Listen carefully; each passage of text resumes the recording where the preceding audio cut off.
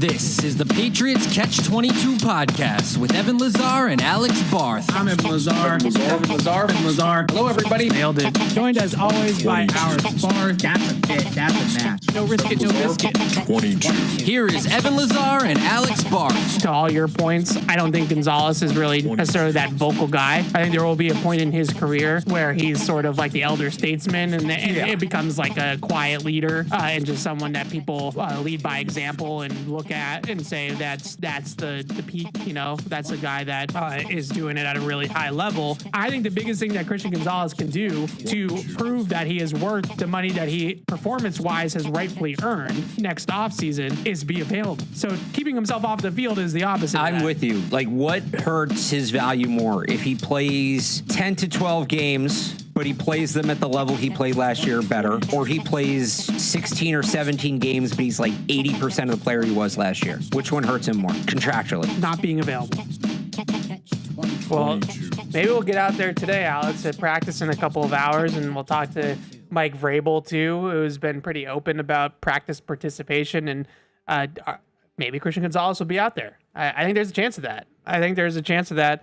Here today. So we're going to be talking Patriots. We're going to look back here for the first half of the show and talk about the Raiders game, and then we'll turn the page, if you will, to Miami and the Dolphins and take your calls and emails. So typical format, in-season format. Good to have a game to talk about, I should say, and break down. Evan Lazar, Alex Barth, Alex Behind the Glass with you here on the Patriots Catch-22 podcast. Now, I want to open the show with talking about the Raiders, and we have a little exercise that we're going to do here in a second that I'm going to tee you up for because you're going to drive the bus on that.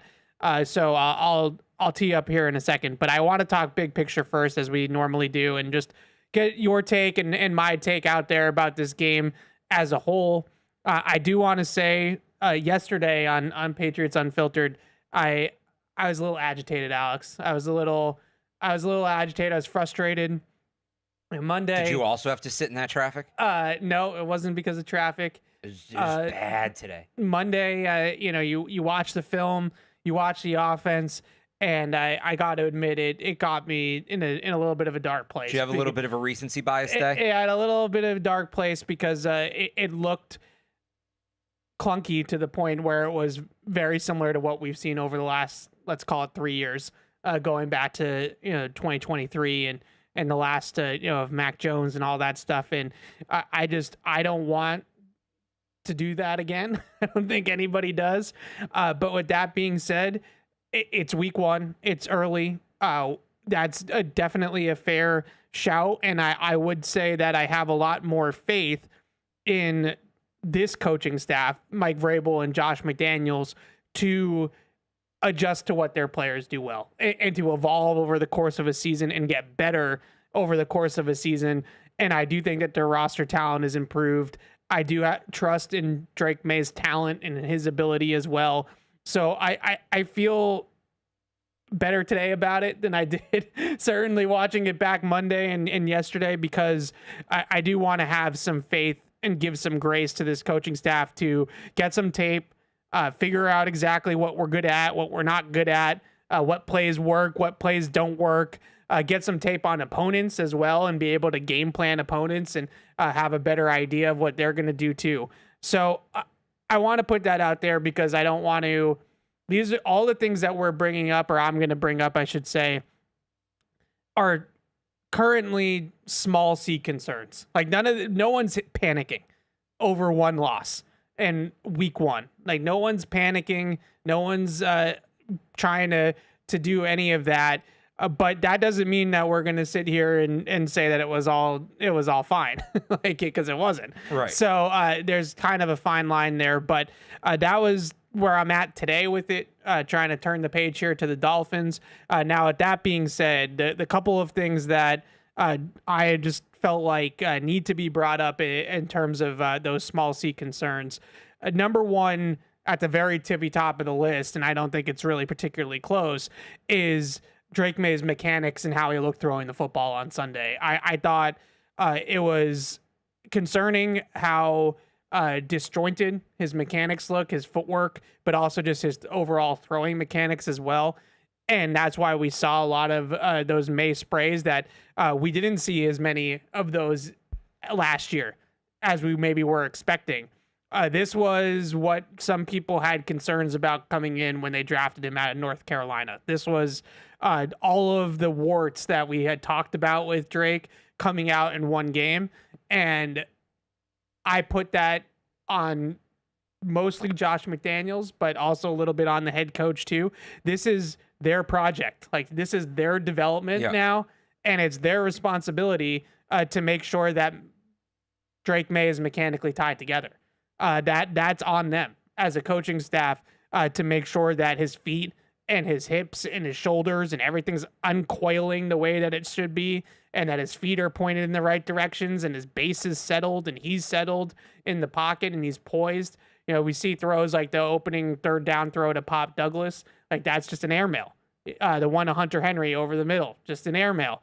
The one to Ramondre Stevenson where he tried to check it down, you know, he moves up in the pocket nicely, and then he jump throws the ball to Ramondre instead of just kind of settling back down, relocating in the pocket, getting his feet back set, and just making a really, a 5-yard throw right in front of him. He ends up throwing it behind him. It's almost tipped up in the air, and it's almost picked off by the linebacker as a result. These are things that, like I said, when the scouting report out of North Carolina when he was in the draft, everybody had concerns about. It seemed like they had him in a good place last year with a lot of these things where there was real steady improvement and clear improvement with his footwork. And then now this game looked like regression to me.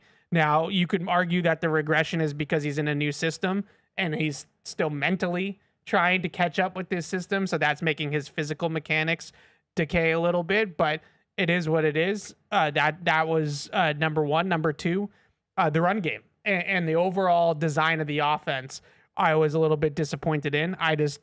They have to be able to run the football. I wrote about it. You have to be able to run the football as a team like this that's built this way.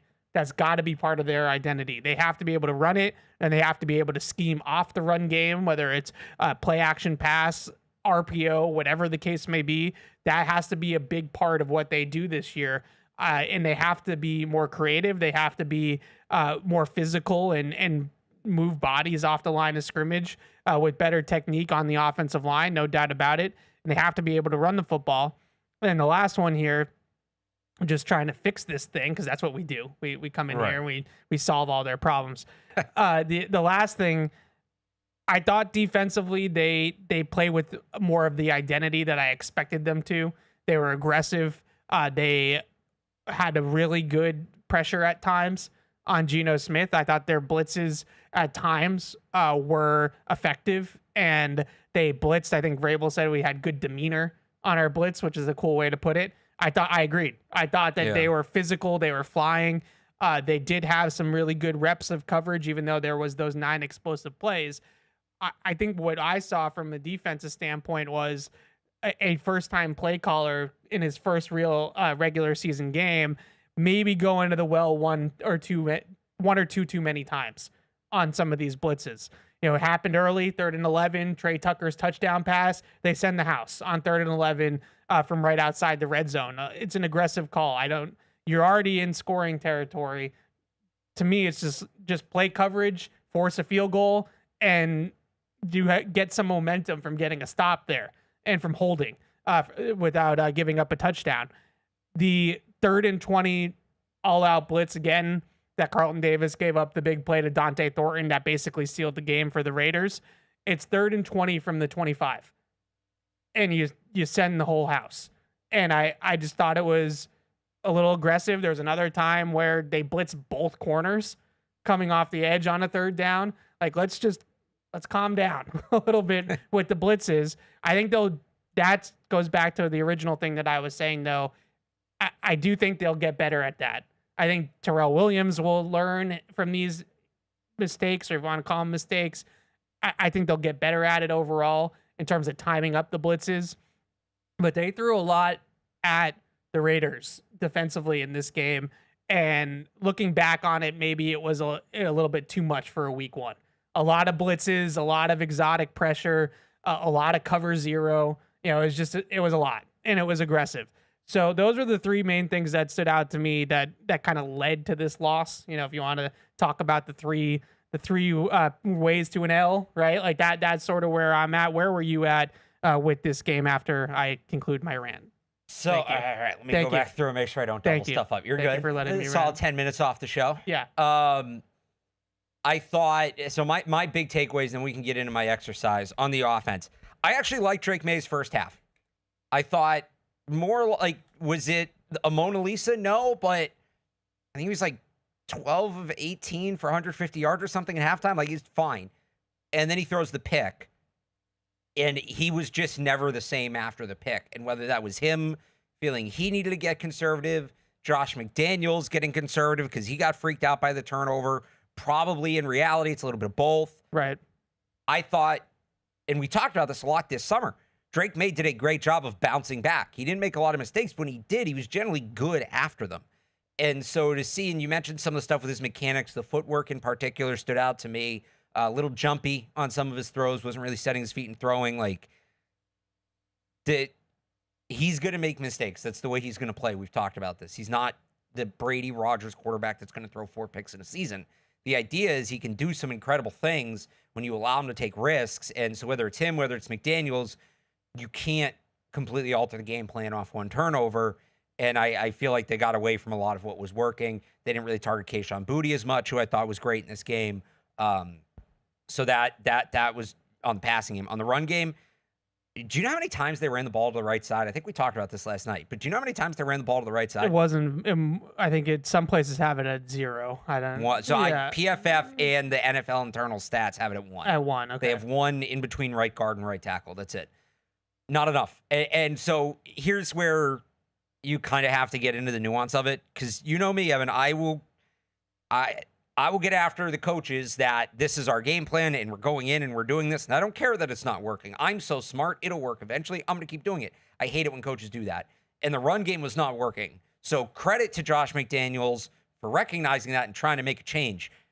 I would have tried to run to the right side behind Michael Noto and Morgan Moses, 2 good run blockers. And, oh, by the way, you maybe throw off the timing of their best pass rusher and Max Crosby.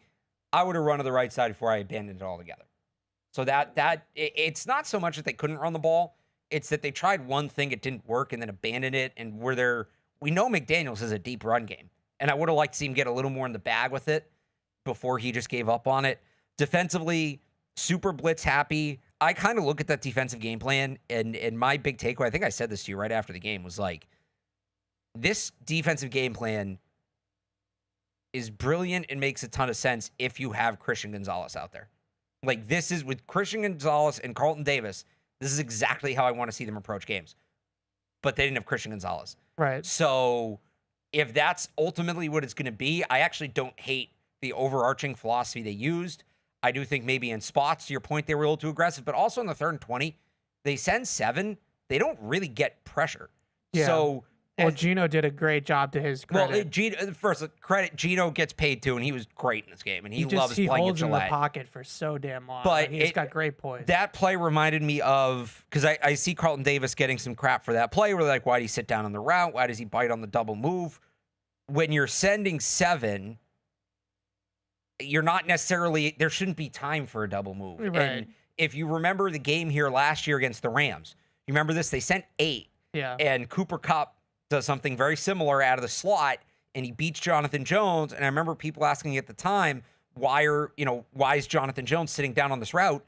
Because he's trying to jump an underthrow because he assumes the quarterback's gonna have to throw it off his back foot. Yeah. And they sent 8 on that play, and I think like 2 linebackers got tied up or whatever. I don't remember exactly, but they didn't get the pressure sending 8, and that's gonna throw off the secondary. And I thought this was the same thing where Carlton Davis is playing that play like Geno Smith is throwing with a hand in his face, because they're sending 7 and Geno Smith should be throwing with a hand in his face, especially on a double move. And he ends up getting enough time because they couldn't get home. So it was more the execution than the game plan for me on defense. Like, I actually like that game plan. I think that's going to be really fun once they get Christian Gonzalez back and they maybe face some of these younger quarterbacks when you get in that like Saints, Titans, Browns, Falcons run in the schedule. Even The Panthers coming in a few weeks, right, with Bryce Young. So no, it's a good point in terms of I like the game plan.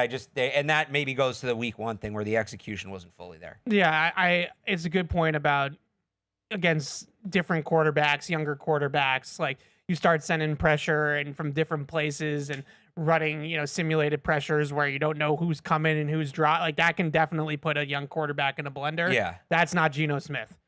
No. Geno Smith is a veteran QB that's been around the block, that's seen a lot of things. And I think one of his best traits, because I know there's always like I feel like we're at a line with Geno where he's almost like the Andy Dalton of this like era of football, where it's like, is Geno good or is he not good, right? And people have different opinions. Joe Flacco. People have different opinions. Is Joe Flacco elite? That was always the question. Yeah, like people have different opinions on Geno.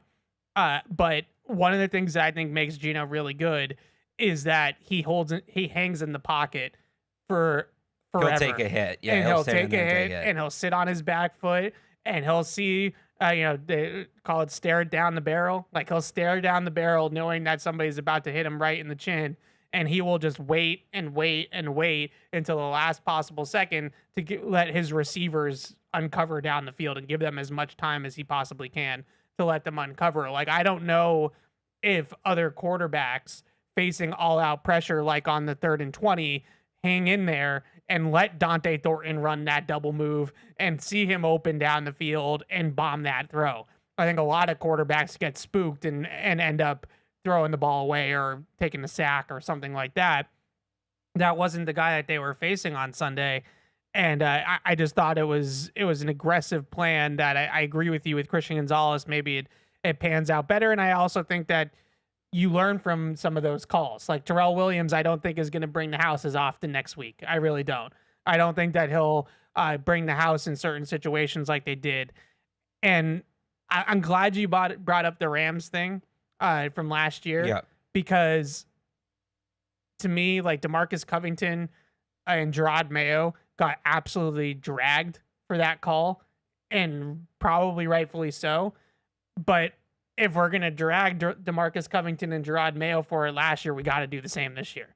And when you're over aggressive and you're sending a lot of pressure and you get burned and for 9 explosive plays, then I think it's only fair to judge it the same way. Well, so yes and no. But I think there's an element of, and this is what I said last year, when you send 7, when you send 8, you should get pressure. I think they got pressure on the Dante Thornton play, but Geno rolled out to his right and kind of drifted back in the pocket and bought himself like that little bit of extra time that he needed to make that throw. I mean, look, I don't love the call, but, and Vrabel said it after the game, like you force the 3 and out there and you get the ball back. And right. The pressure was very inconsistent, and there were times it was great, and I mean we'll get to up and downs, and I have guys from both sides on that. But yeah, all right, let's move it along here. We can be bogged down by a lot of this for a while. Football fans know that traditions matter, turning moments together into something truly epic. They're what inspire us to make our masa and Tostitos the traditional way. Starting with whole corn kernels, no artificial flavors, colors, or preservatives, all to give you that perfect crunch. Discover your next traditions this football season. Head to the store, grab your Tostitos team bag, and scan the code for a chance to score an epic experience with the Patriots. Tostitos, tradition matters. All right, so we have an exercise that we want to do. Yeah. That is basically buy or sell from week 1. I called it real or fake. Real or fake, sure. So the idea that, and I wrote a column about this on 985thesportshub.com. Basically, week 1 is, and this is across the NFL, it's not a Patriots thing.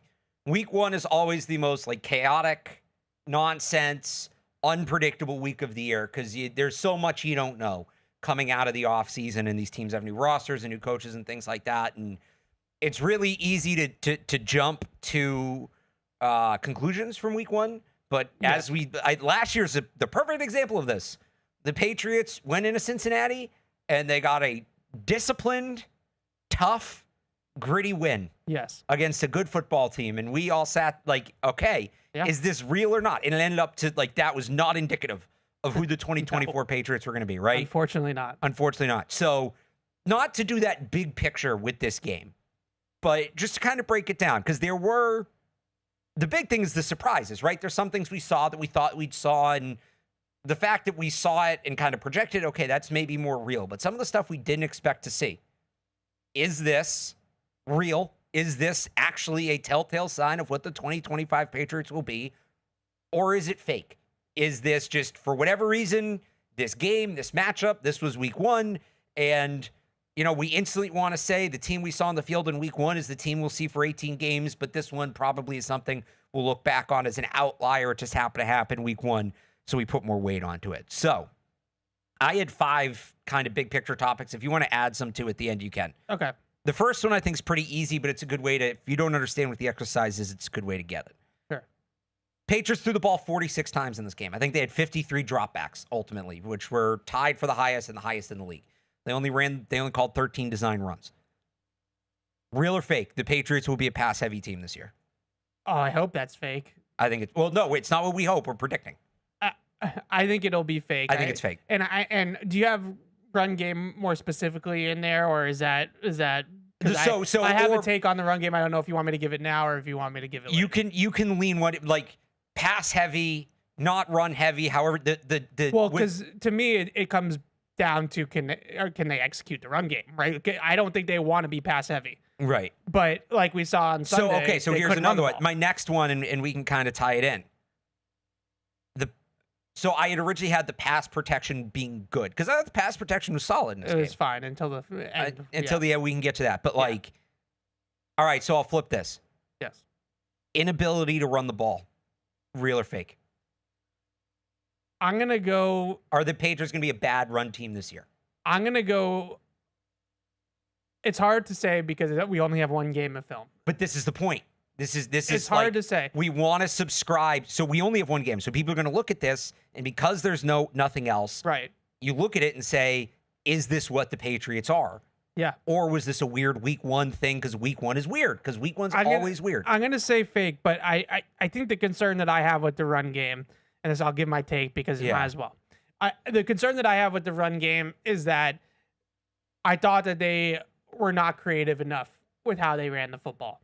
And when I watch film around the league of other teams, like when I watched the Colts-Dolphins game, it really was a nice juxtaposition with those two teams of a gun run team versus an under center run team. The Dolphins are an under center West Coast Kyle Shanahan tree offense, right? So they run the ball from pistol or from under center. Whereas the Eagles are running a West Coast college system where they have RPOs and zone reads and they're running the ball from the gun. And when you run the ball from under center, there's basically, those are the two buckets. Like there's the Andy Reid Eagles offshoot offense right now that is gun heavy, that's read option or RPO heavy from the gun. Yep. Then there is the Shanahan tree guys that are under center. When you're under center run team like the Shanahan tree guys, there's a ton of window dressing. There's motion. There's motion at the snap. There's motion before the snap. There's jets. There's orbits where the guys are going around behind the quarterback. There's faking, right? The quarterback's has that sleight of hand where he's faking to the different options. And then there's also boots, which make the backside of the formation respect it. And all of this creates space and it opens gaps in the run game and it stretches the defense horizontally and challenges their communication and their assignments so that you can create voids and pockets of space into the defense with motion and with misdirection. That's the under center team. That's what they do. The RPO gun run team, they do it by, we're going to attach routes to this so that you have to cover the routes. And now we're taking guys out of the box because we're 2 over 3 over here, right? There's 2 receivers to 3 defenders. So now it's just math. Like there's only so many guys you can put in the box. If you're going to have let's call it like a bubble out on the outside where there's like a bubble to the wide receiver. If you're going to have that and they're going to put 3 guys over there, there's only 11 guys on the field. So you're adding numbers advantages to the box so that you can get hat on a hat from a blocking perspective. When I watched the Patriots run the football on Sunday, when they went under center, I don't think there was enough window dressing. I don't think there was enough misdirection, deception, all those different types of things.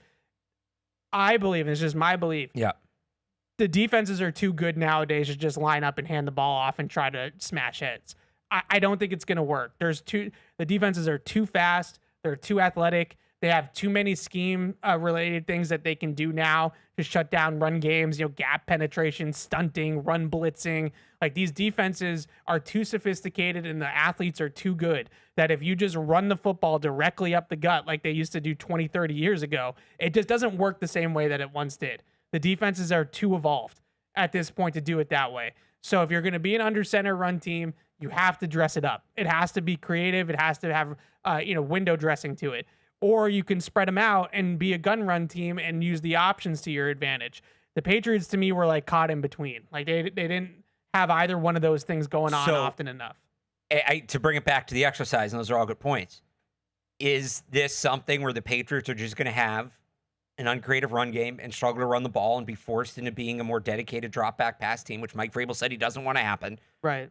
Or is this a weird week one thing where we know Josh McDaniels builds his offense up as the year goes on and that stuff is coming, but for one reason or another, it wasn't a big part of the week one game plan?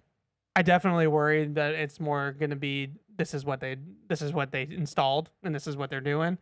But I reserve judgment to be corrected. Well, if that's the case, and you think it's real that they end up being kind of a pass heavy team this year, because if they're not going to, yeah, I get the exercise, but it's hard to say. I think they're going to commit more to running the football. Because the other thing, right? But committing more to run the football only works if you can run the football. Well, so here's the other thing for me, and I brought this up earlier. They only ran to the right side once. Mike Onwenu and Morgan Moses are both plus run blockers. And I know Campbell and Wilson were good at that in the summer. They're rookies, and they had their rookie moments in that game. I talked about it with David Andrews on that podcast on Monday, which people can check out. Run behind your best run blockers, and I think it might look a little better. I know that's probably oversimplified. Well, I think that some of that was, I hear you, but I think the direction of the runs was because of Max Crosby. I think they were trying to run away from Max Crosby. Why not run out of it? You upset the timing of him as a pass rusher. Because he's an awesome run player. All right. It might have been overthinking it and giving him too much credit in some ways, if you want to go there. But he's just as good of a run defender as he is a pass rusher.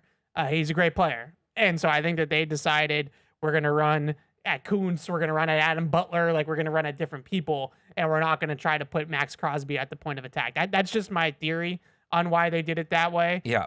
We'll see if that cannot be, and I don't think that Josh will allow it to be, that can't be a tell that they're only going to run left. I think that to me, if you want to go real or fake, like that is a week one anomaly. Thing. Okay. Yeah. I mean, look, are they going to be the 1978 Patriots? No, but I think they're going to be better at running the ball. All right, number 2, pass protection. The Patriots allowed pressure on 30% of the dropbacks, the 14th lowest rate in the NFL, according to Next Gen Stats in week 1. That number over the rest of the year, like 30.2, if they keep that pressure rate for the whole year, based off last year's numbers, that would be a top 10 pass blocking offensive line in the NFL. Evan, real or fake, the Patriots will be a top 15 pass blocking offensive line this year? I'm going to go real. Wow. Okay. I'm going to go real. And the reason why I'm going to go real is because I think they were able to hold up in pass protection because to give him credit, I've done a lot of Josh bashing today. Yeah. To give him credit, I think Josh is really good at protecting weak spots on the offensive line. Like, he did not really let Max Crosby just tee off on Morgan Moses one-on-one a ton in this game. There were chips, there was slides to that side of the line. The tight end would stay in for an extra second and chip there, or the running back would chip on the way out. It didn't always work, obviously, on the left side with the strip sack, but they did kind of the same with Campbell. I think they realize that their offensive line is going to have some holes in pass protection, and they're not going to allow that to snowball on them as much as maybe the staff did last year. The staff last year just kind of called their plays and expected the execution of the line to improve. Whereas I think Josh will say, this is a tough week for us in pass protection. Maybe this week even with Chubb and Jalen, it's a good front. Zach Sealer with the Dolphins. Like, we're not going to just allow these guys to just isolate our players and isolate our tackles and tee off. So I guess this is more faith in McDaniels than it is in the players necessarily, that they'll be able to get people blocked. Interesting. So you have the run blocking and the pass blocking. You think both were real in this game? Yes. I think both were fake. I was very encouraged by what I saw from the offensive line. It was better than I expected. I'm not saying they're going to go back to being the bottom of the league. I think with Drake Maye struggling under pressure at times in this game, you're going to see him get blitzed more. I think that numbers may be also a product of how many times they threw the ball, which I said earlier I think is going to come down. I think they will be top 25. Can they maybe sniff that top 20? Sure. Top half of the league? How about it? Top 10? Do you think they end up top 10 in pressure rate allowed? Top 10's high. So, and the other thing... But you have to, to me, pressure rate is as much about the play calling as it is about the line. No, I get where you're coming from. So I think that in that sense, they just are going to do a better job of protecting the offensive line. And they did it on Sunday because they dropped back 53 times. Yeah. And so a lot of this, too, is just from my film study of the game. It really didn't start to snowball on the rookies until the fourth quarter. Well, this is their first time playing 4 full quarters in the NFL, and they're asking them to drop back 53 times. They're going to make some mistakes. Right. It's not going to be perfect. So that's a big part of it, too. Jared Wilson ends up giving, depending on who you believe and what metric you want to, around 4 or 5 pressures in this game. 3 of them happened in the fourth quarter. Yeah. When he started to get tired. So I think a lot of that is part of it too. All right, so there you go. And the other thing for me, just saying, I think that's fake. There's injuries too. I think we'll factor in that. All right, couple more. Kahan Booty. I just kind of wrote Kahan Booty's breakout, however you want to characterize it. 6 catches, 103 yards. What I liked the most from him, 5 of his 6 catches went for first downs. The other one was a yard short on 2nd and 15, which I think he broke the route off short to create the throwing window, which I'm fine with that on 2nd down. Any team, you should feel good about converting a 3rd and 1 if you can get that chunk play on 2nd down. So is this real? Is Kahan Booty, and that doesn't mean he has to get 100 yards every game, but is this real that Kahan Booty is going to be a go-to chain moving wide receiver? Are we going to more or less see what we saw out of him on Sunday, week in and week out, do you think? Real or fake? I've been told that I'm a Kahan Booty hater. I have as well. And I would say, first of all, a lot of that stems from the fact that how this coaching staff has made it look like they view Kahan Booty, going back to the offseason when he was in all these trade rumors. Right. And they didn't seem super interested in Kahan Booty. So that it's a lot of it stems from that.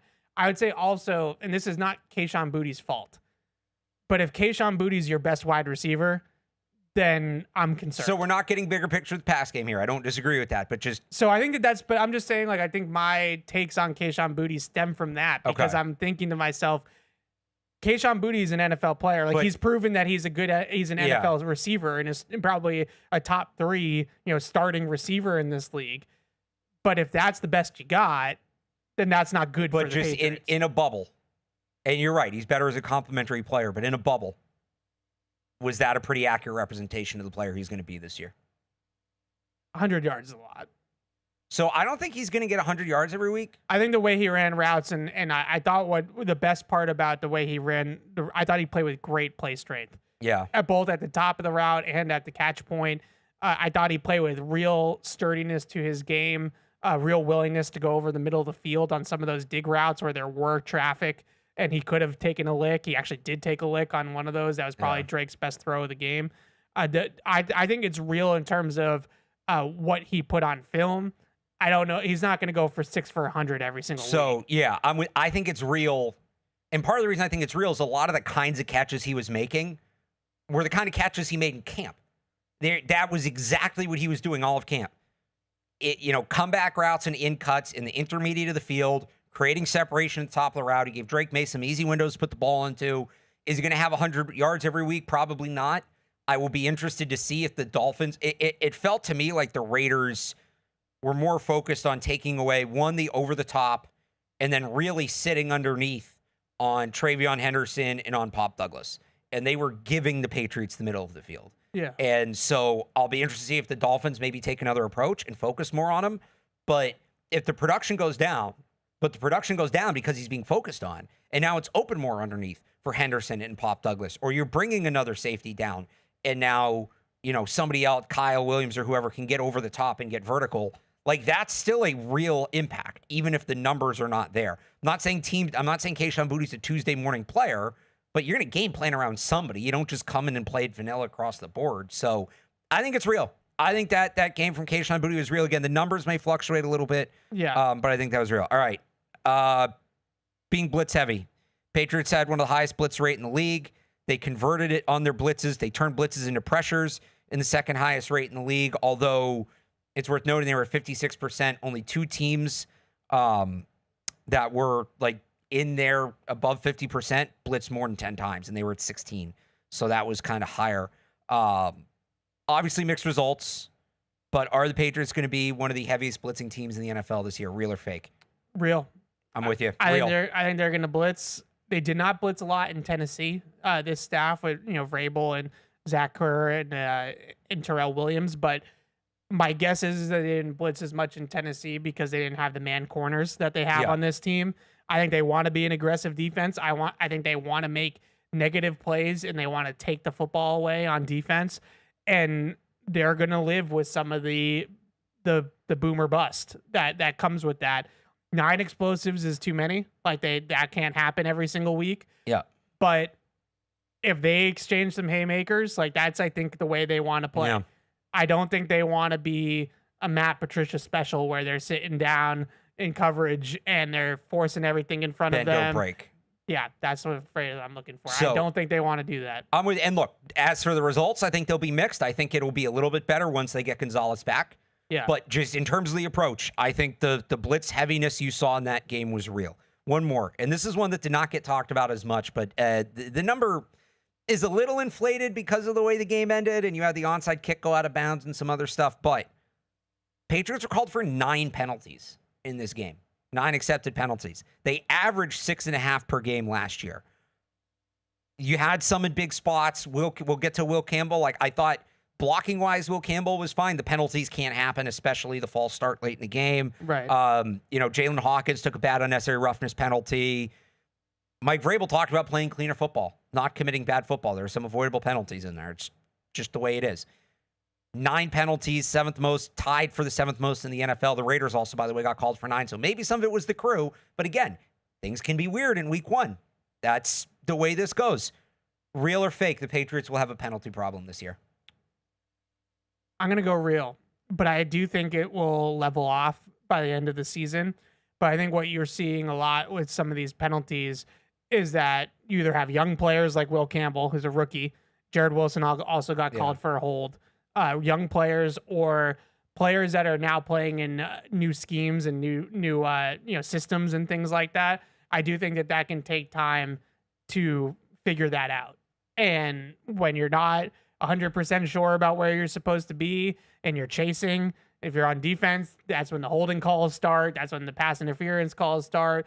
That's when maybe jumping offside because you don't have it timed up perfectly starts. Yeah. So I think there's going to be some sloppiness that they are going to have to work through as a team with a new staff with 27 new players or something like that. Yeah, I think that's going to happen, but I do expect around, like Bill used to say, like around Thanksgiving, I expect that to clean up. So I think it's going to be real early.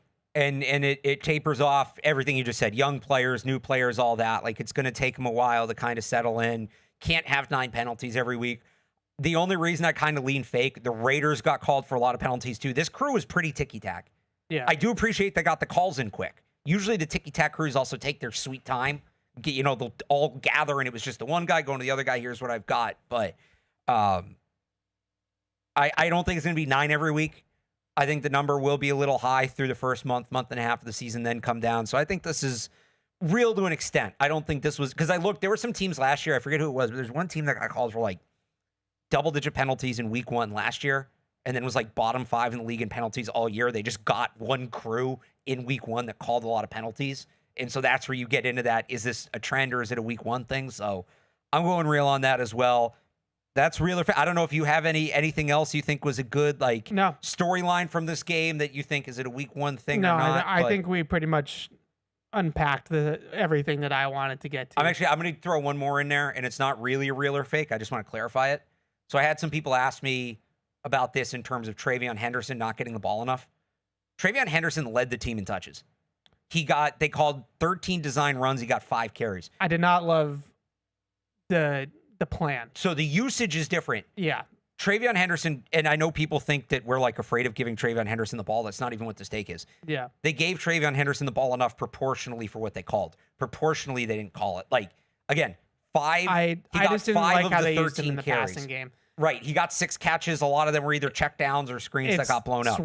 Swing passes into the flats and screens as your most explosive player on offense. It's just not enough. Like what they need to get him vertically down the field. I think that the usage rate for Travion Henderson is real. The raw number maybe doesn't reflect that as much, but that's due to oddities in the play calling. That's not them like being afraid to give the ball to Travion Henderson. Yeah, they just called the game weird. I just didn't love how they used him in this game. He is your biggest big play threat on offense. He's the most explosive player that they have. And I get it. Like when you face a team that's playing a ton of zone, like the Vegas was, and Next Gen had them with 1 snap of man-to-man the entire game. I thought I saw a couple more than just 1. I think PFF was closer to like 4 or 5. But whatever the case may be, you drop back to pass 53 times and they only play 5 snaps in man-to-man. That's a heavy zone plan. But that's as heavy as it gets. And when you play zone coverage, you're not going to get the matchup of like Travion Henderson on a linebacker on a wheel route. Like that's not going to be as favorable of a matchup as maybe you would if a team is playing man-to-man against you. So I get that, but you are he is the most explosive player that you have. Can I get 1 wheel route? Like, can I get 1 thing down the field with Travion Henderson? They need to do that. Like at once or twice a game, he needs to be sent vertical to try to hit him down the field on a big play. It just has to be a big part of their arsenal. So I expect that to be something that they'll get to. Like I don't have any concerns that Josh McDaniels is going to only throw, check downs and screens to Travion Henderson all season long. I'm sure that they'll have some vertical stuff in there for him. All right. I want to get to 3 up, 3 down. Then we're going to open the show up. Brunt Workwear makes work boots and apparel that are built for the job site and is an official sponsor of the New England Patriots and the Gillette Stadium Field Crew. Their gear is comfortable, durable, and named after the real workers in the trades that help design it. You can even try Brunt out on the job, and if it doesn't blow you away, you send it back. Save $10 on your first order at bruntworkwear.com/Pats or with coupon code PATS. Brunt sent us some clothes, Alex. It was really nice of them. They sent us all a box of goodies. They sent me I'm a big quarter zip guy. Yep. They sent me a quarter zip that I absolutely love. It's nice. It's a great quarter zip. I highly recommend it. Let's do 3 up, 3 down. And then I think we can officially close the chapter on the Raiders game, thankfully, and move on. Yep. We're going to talk about some goods here too, because I feel like I've been overly negative to start the show. So you go first, because I think we might have a similar ups list. So number 1 up. So we just talked a lot about him and why I think he was good, so we don't need to do a ton. But Kahan Booty, like picking up where he left off in camp and being a chain mover and getting them.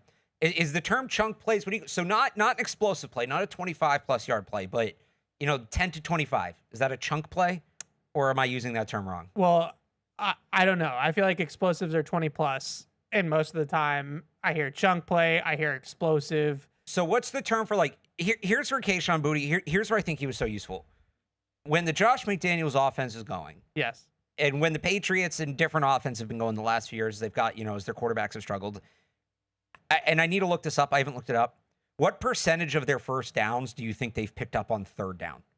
It's got to be pretty high, right? Yes. Versus Kahan Booty gets you a first down on 2nd and 8.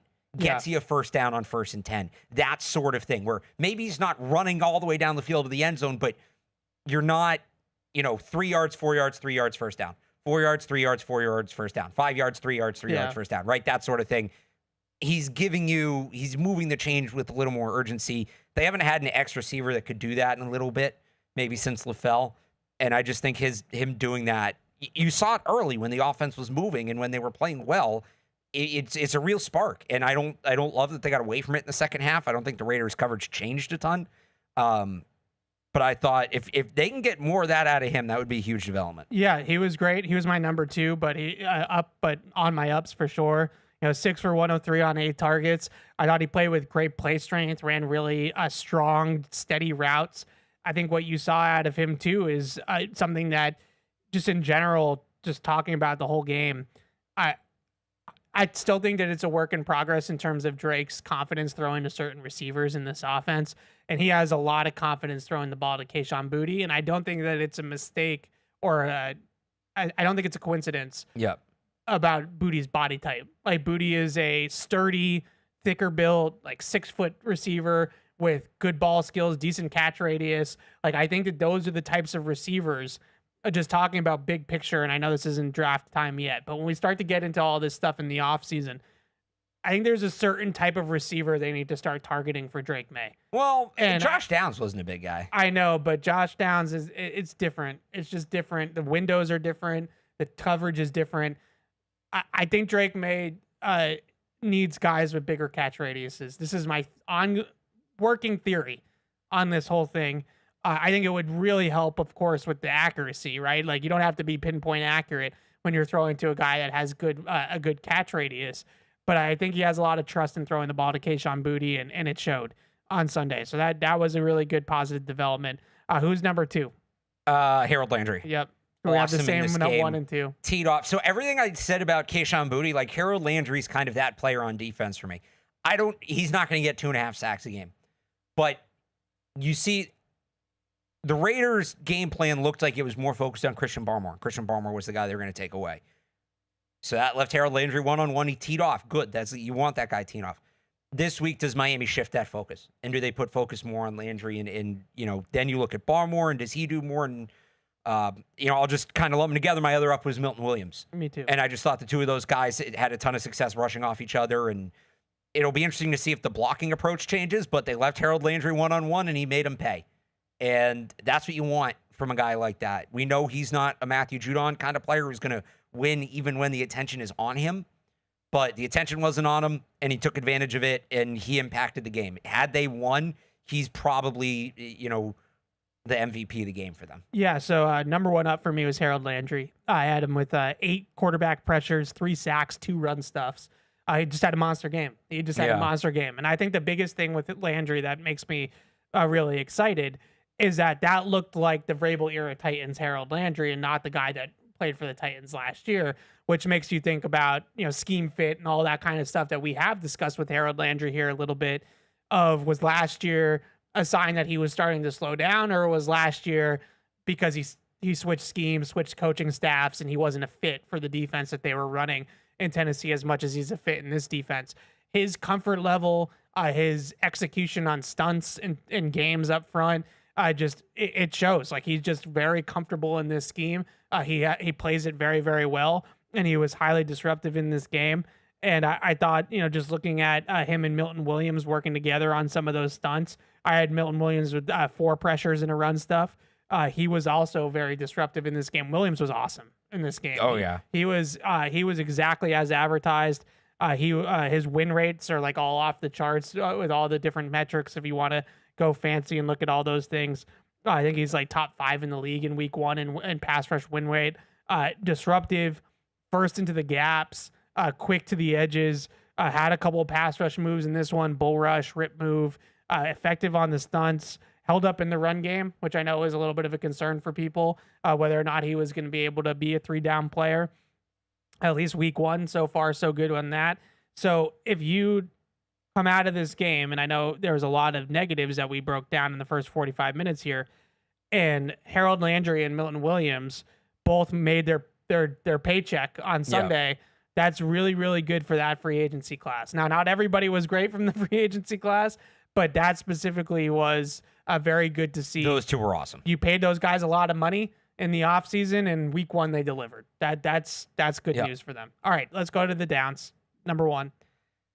Drake Maye. I just thought, again, I said it earlier. I can find the stat here. I have it.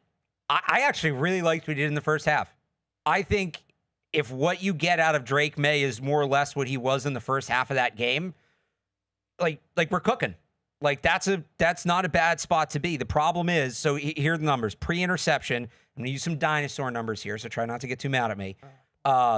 18 to 25, 72% completion percentage, 182 yards, 7 3-point yards per attempt, and the touchdown.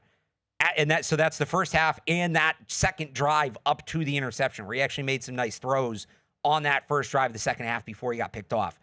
After the interception, 7 for 12, so 58%, 51 yards. So his completion percentage drops by 15 points. His yards per attempt drops by 3 yards per attempt. And you just look like visibly, he just is approaching the game differently mentally. It looks like after the interception, that was disappointing to me. Like you want him to have a little more of that gunslinger mentality. Obviously, you don't want him to make mistakes, but the mistakes are going to come. Can he bounce back from them and continue to make plays? Again, I thought he had a really good feel off of it in that first half. The Raiders made some adjustments, but I didn't think it was anything that should have been too, restrictive on him. I think he got in his head, McDaniels got in his head, whoever, and that was just kind of disappointing to me that the interception threw him off and threw the offense off as a whole. That's the other number. As a team, first downs, 12 as a team in the first 6 drives before the interception. That's not the interception at the end of the game. It's the interception until that 2-minute drill where the Raiders were in prevent defense. Right. I didn't include that. 12 first downs in the first 6 drives for the Patriots. The ensuing 4 drives before the game really got out of hand. 2 total first downs in 4 drives. So it just the interception changed everything. Yeah. So I Are you trying to find the fancy math? No, numbers I already for this? have it. But it's not directly from the interception. But the interception happened early in the second half, so I have first half, second half. So I actually thought even that drive up until the interception, he was okay. So I wanted to give him credit for that. That's why I split it that way. Plus 0.26 expected points added in the first half per drop back, which is good. Minus 0.3 in the second half. So that he fell off in the second half. There's no other way to put it. He was 10 for 17 for 83 yards until that last drive that I wouldn't say it's truly garbage time, but pseudo garbage time. I didn't want to call it garbage time, but they're in pseudo garbage defense. Time. Like it's not the same. He was 10 for 17 for 83 yards on those first 5 possessions of the second half. That went interception, punt, right? So on top of that, I wanted to talk a little bit about, because we talked about this yesterday on PU, and Fred and I kind of got into a disagreement about it, and I'm curious about your take on this. So I wrote something after the game on Sunday about Drake Maye's fit in this Josh McDaniels offense. And it got screenshotted and it's gone around a little bit, so I want to talk about it. The biggest thing that I see with Drake Maye in this offense is that what I worry about is if Drake Maye is going to be able to be consistently accurate enough in the short stuff in the short game to really run an offense that is predicated on picking up that at first down, throwing the ball underneath, taking profits, and playing that kind of football. And for some reason, I feel like that gets misconstrued, and like people think that that's easy to do. Like, oh, every quarterback should be able to throw it 10 yards. That's a skill. Like that's a talent. That's an ability that, obviously Brady had it at a level that's beyond probably anybody else that's ever played in the game. But I'm going to cross sports here for a second, and don't make any Joe Mazzulla jokes because I know that's coming. But like, it would be a little bit like in basketball if we said, I know you can only shoot 25% from 3, but we're a 3-point shooting team, so we're just going to have you shoot 3s anyways. Right? I won't say anything. Well, the Celtics don't have a lot of 25% 3-point shooters, so you can't. Not over the course of a season. They have guys that get in slumps and that. All right. Anyway. Do you understand what I'm saying? I get what you're saying. Or it's a good, I'll use another basketball analogy because I knew that one was going to get you. Yeah, I don't know why the hell you thought that would be a good idea. Everybody there's certain guys, especially big guys in the NBA, that can't shoot free throws. Right. And everybody is like, you're in the NBA. You're a professional basketball player. How can you not make at least the majority of your free throws? Some guys just can't. Like, they can practice it all night long. They can practice it all day long. They can be in the gym. They can do all those things. And some guys just can't hit free throws. It's just a thing. So I would say the same thing is true for quarterbacks. Quarterbacks have different strengths and weaknesses. Some guys can dice up defenses underneath, and they can take those profits, and they can just go right down the field, and they can be consistent with their accuracy to matriculate the ball down the field on longer drives. Some guys, and I think Drake Maye is in this bucket, are better throwing the ball down the field, intermediate and deep, and they aren't as good in the short game. So in this game, in the short game, Drake Maye was 7 for 13 on throws under 10 yards in this game. That's 53%, almost 54, 53.8. The league average since the start of 2024 on those throws is 76%. Yeah. No, because he sailed some of them. Look, I think it goes beyond the fit in the offense for me. Whatever offense you're in, these boomer bust quarterbacks, the book on every single one of them is going to be, when they come in the NFL, is going to be take away the deep stuff and force him to be patient and check the ball down and take what's underneath and just wait and see if he gets impatient, makes a mistake. That was the book on Josh Allen for 4 years. Right. Until he proved he could do that one game here. And so whatever offense Drake Maye was in, he's going to have to hit those throws at some point because, yes, he wants to throw the ball deep. The other team knows he wants to throw it deep. They're going to take that away. Regardless of the system, they're going to take the deep ball away from Drake Maye until he proves he can nickel and dime and dink and dunk his way down the field. And then once you can do that, well, now teams are going to start creeping up, and now you can hit that deep ball behind him. They did it to Allen. They did it to Mahomes. They've done it to other quarterbacks who never proved they could do the dink and dunk thing and were just big arm quarterbacks, and that's all they were. So, not to dodge the question, I don't think the system is what matters here. I don't necessarily. I hear what you're saying. I think it. But if you're playing a team, and this is another thing that I wish I had sort of had more space in that write up to talk about this. If you're playing a team that is playing a lot of zone and they're playing, because this is going to happen now. Like Vegas just put a blueprint out there for the rest of the NFL, to your point, until he proves that he can just dink and dunk and take these profits.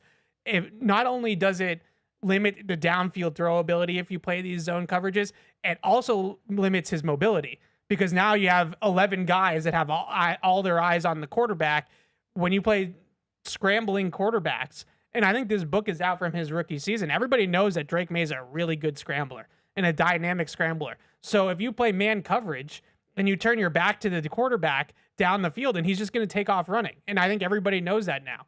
So if you play these teams that play cover 2 and cover 3 defense or quarters, and they're trying to keep everything in front of them, but also they're trying to limit him and put him in the pocket. Basically, they're asking him to sit in the pocket and pick apart zone coverage and make consistent, accurate throws. It's the right way to approach it. That's the knock on him. Like that's the right game plan. So from a play calling perspective, with McDaniels, just because they're sitting in 2 high and 3 high zone doesn't mean you can't push the ball down the field. You just need to time up your zone beaters and get routes to flood the zones down the field. Like they did do this in this game a couple of times, and they hit Hunter Henry on a post wheel, but cover 3 post wheel, right? You run off the defender, you run the wheel route right into the boundary, into the sideline, and you flood the zone. They play Tampa 2, they play cover 2. You have the hole shots on the sideline that he's great at throwing, by the way, like corner shots into the holes in the cover 2, or you can split the safety up top, run the seam and split the safeties. Like there's ways to throw the football down the field against these zone coverages. And if you start doing that, then those windows underneath don't become as tight. Right. Because now they have to back off and now they have to, respect the deep ball. So they, in my opinion, they just need to be more vertical with how they're attacking things. And maybe that's not for a full game. Like maybe it's just a little bit just to show enough it. To keep them honest. Right. And then they go to something else. We should move off Drake though. We've talked enough about this. Who's your number 2 down here? Kayvon Chason. Yeah. Just, kind of the opposite of Booty. Booty had a strong summer, and everything you saw this summer from him continued. Kayvon Chason kind of got erased in this game. Now he's going up against Colton Miller, who's a pretty good player, but I don't know. I was hoping to see a little more from him. I think there were times where, and on some of those blitzes in particular, where we talked about they didn't get home, Landry and Milton Williams collapsed their side of the line. Barmore's getting doubled, but Chason couldn't complete collapsing the pocket, and it allowed Geno Smith to have a little more time, a little more room to move and maneuver and find windows. So was hoping we'd get a little more from him, or honestly, Keon White, who spelled him at times and also didn't do much. Yeah. But I just thought we'd see more from them in this game, especially Chason, like against his former team. I thought we might see a little more from him. Yeah, I wonder with Chason, and this is just a theory. Because I didn't really notice him much on the review either. I thought he was pretty quiet in this game. I do wonder how much of that though was like him maybe being the guy that was supposed to keep Geno in the pocket, and maybe Milton Williams and Landry let those guys go eat. Now, most of the time you think of that as arm side rusher, which would have been Harold Landry. So to have the backside rusher be the one that is more like push the pocket, Is there speed to some power. tendency where Gino likes to flip the shoulders and run? Maybe. That was like just to maybe come up with a little bit of an excuse as to why Kayvon Chason was quiet in this game. My number 2 down was Christian Ellis. Gave up 69 yards in coverage, 6 for 69, 6 for 6 for 69 yards. 3 missed tackles in this game as well. The rollout play that Gino threw the ball back into the middle of the field, even though the Dante Thornton play was kind of the one that gets highlighted, I thought that was really a big backbreaker in this game as well. I just think that they need better from both their linebackers. I thought Spillane was good in the pass rush in this game, but I didn't think he was particularly great in coverage or in space either. They just need both those guys to play better. And Christian Ellis, I do wonder, we talk a lot about these holdovers. Like Jabril Peppers is no longer here. Anthony Jennings was inactive, healthy scratch on Sunday in this game. Kyle Duggar doesn't really have much of a role. Played 7 snaps on this team now. With Christian Ellis, I think he's a really good special teams player. He's a really good third linebacker if you want to play him in that role. I'm not quite sold on him as a starting weak side linebacker. And I wonder at what point, if this continues with Ellis, do they give Marte Mapu a chance to play that spot? So he was number 2 for me. Who's you're on 3, right? Number 3. Yeah, I actually had 4. Okay, good. Jared Wilson. I know it kind of got worse late, but I didn't get much of a push in the run game. Got beat up a little bit in the pass game. Just rough first game for the rookie. Yep, that's fair. Not much more to that. Jalen Hawkins. So I have Jalen. I wanted it because I have to be weird about it. I had Jalen Hawkins in his own category. So Jalen Hawkins was a hard one to put on this list. Jalen Hawkins could have been on both. He had a pick that was really Carlton Davis's play, but he made the play. Johnny on the spot made the play, and he had a sack. That was really good. He had a couple other run stops too. And he had a was TFL against good the run. up at the line of scrimmage, which is not what you expect from him. Yep. He also gave up a 26-yard touchdown, and he gave up a 38-yard slant to Bowers. The slant I want to talk about though, because I was like weary of putting Jalen Hawkins on the downs. The main reason why is why is Jalen Hawkins covering Brock Bowers on a slant with no help? Like I don't think that's a great call. I don't think that's a great call. They need to figure out how they're going to cover tight ends, because I don't know if Woodson or Hawkins is really their answer for doing that. Maybe when Christian Gonzalez gets back, I'm hoping when Christian Gonzalez gets back, Alex Austin, that becomes his role. Is when you're facing a Bowers level tight end, like a guy that's that good, you put Alex Austin, a better cover corner, on him than the safeties. I thought the safeties, not so much Woodson, but Hawkins, Pettis was on him and Bowers dropped it, but he had all sorts of space on a little shallow cross and beat Del Pettis. Too much of the safeties in man-to-man coverage in this game for my liking. I thought they were leaving them out there to dry a little bit. So I had a tough time with Hawkins being on here, but 2 really big plays in this game. I think you could have put him on ups and downs. Yeah. Like he had some very high highs and some very low lows. It was a weird game. It was an involved game for Jalen Hawkins. Yes. Who was your last one? Special teams. Oh, yeah. I knew you were going to do this. He had a missed field goal. Bryce Behringer shanks a punt at the worst possible time, and we didn't even really get into the punt decision. Whether or not you think it was right or wrong to punt there, I think we can all agree a shank is not good. Yeah. So just, Borregales hit a couple more field goals after that, so it wasn't terrible. Antonio Gibson, a big kick return, they wasted it. They went 3 and out. So it wasn't all terrible, but the mistakes came in big spots, which is why I felt like I should put them on the list. It was even I'm not a special teams guy per se, and I kind of let that's sort of your lane that I let you have. The Mike Vrabel calling out the 21-yard punt in the post game, that was interesting. Like, he doesn't normally just like single out specific guys for bad plays like that, and he went right at it. Didn't Bill do that once? Yeah, too. I remember like Bill doing that once, and we were like, "Wow, he called out the punter." 21-yard punt, not in a spot where they needed to flip the field, was not good. There's a couple of penalties on special teams too. I thought they didn't really create a ton of room in the returns either, which I thought was going to be, Gibson had that one, the 41-yarder to start, which I thought was like, all right, well, this is what we saw in the preseason. Like, this is going to be a weapon for them. Didn't really get much else out of it. And then the missed field goal. It was not a good first outing for special teams on a team that kind of needs to win. They need a win on the margins. All right. So that's the Raiders recap. Producer Alex, do we have to go to break here? Do we have to do a commercial break or? No. I cannot hear you. You can't hear me? Hello? Maybe, possibly. No, we don't need to do one. Okay. All right. Let's get to the calls and emails. I know you guys have been waiting for a long time here. Sean is in Vancouver. What's up, Sean? Hello, guys. How you guys doing? Hey. Good. Good. I just want to touch on some of the things that, I would like to say, like, some of the things you guys were saying, like, overrated when it comes to, like, the pressure, because I feel like sporadically they got pressure, but they weren't consistent all game. That's the reason why Gino was very, very comfortable back there with able to deliver throws, because I don't believe that the pressure was all that consistent. And then also when you look at the offense, because of May not be able to deliver the ball with accuracy is the reason why the offense has suffered. So because you guys can make those throws within the numbers, then teams are going to play him like the way they're going to play him. They're going to take away the deep ball. And also, if you can't show that you at least have a respectable passing game, the run is not going to work. So you got to give something for teams to respect. And until that passing game shows up, it's never going to work. That's all I have to say. Yeah, no, those are two good points. I think we both kind of brought those points up. The blitzing worked and then it didn't. You know, Right. It was very inconsistent. It was very boom or bust, which in some respects tends to be the way it is when you blitz a lot. Like you're not always going to get home. And then, I think if you had to put the blame pie of the offense, I thought there were open receivers. I thought there was decent pass protection at time in this game.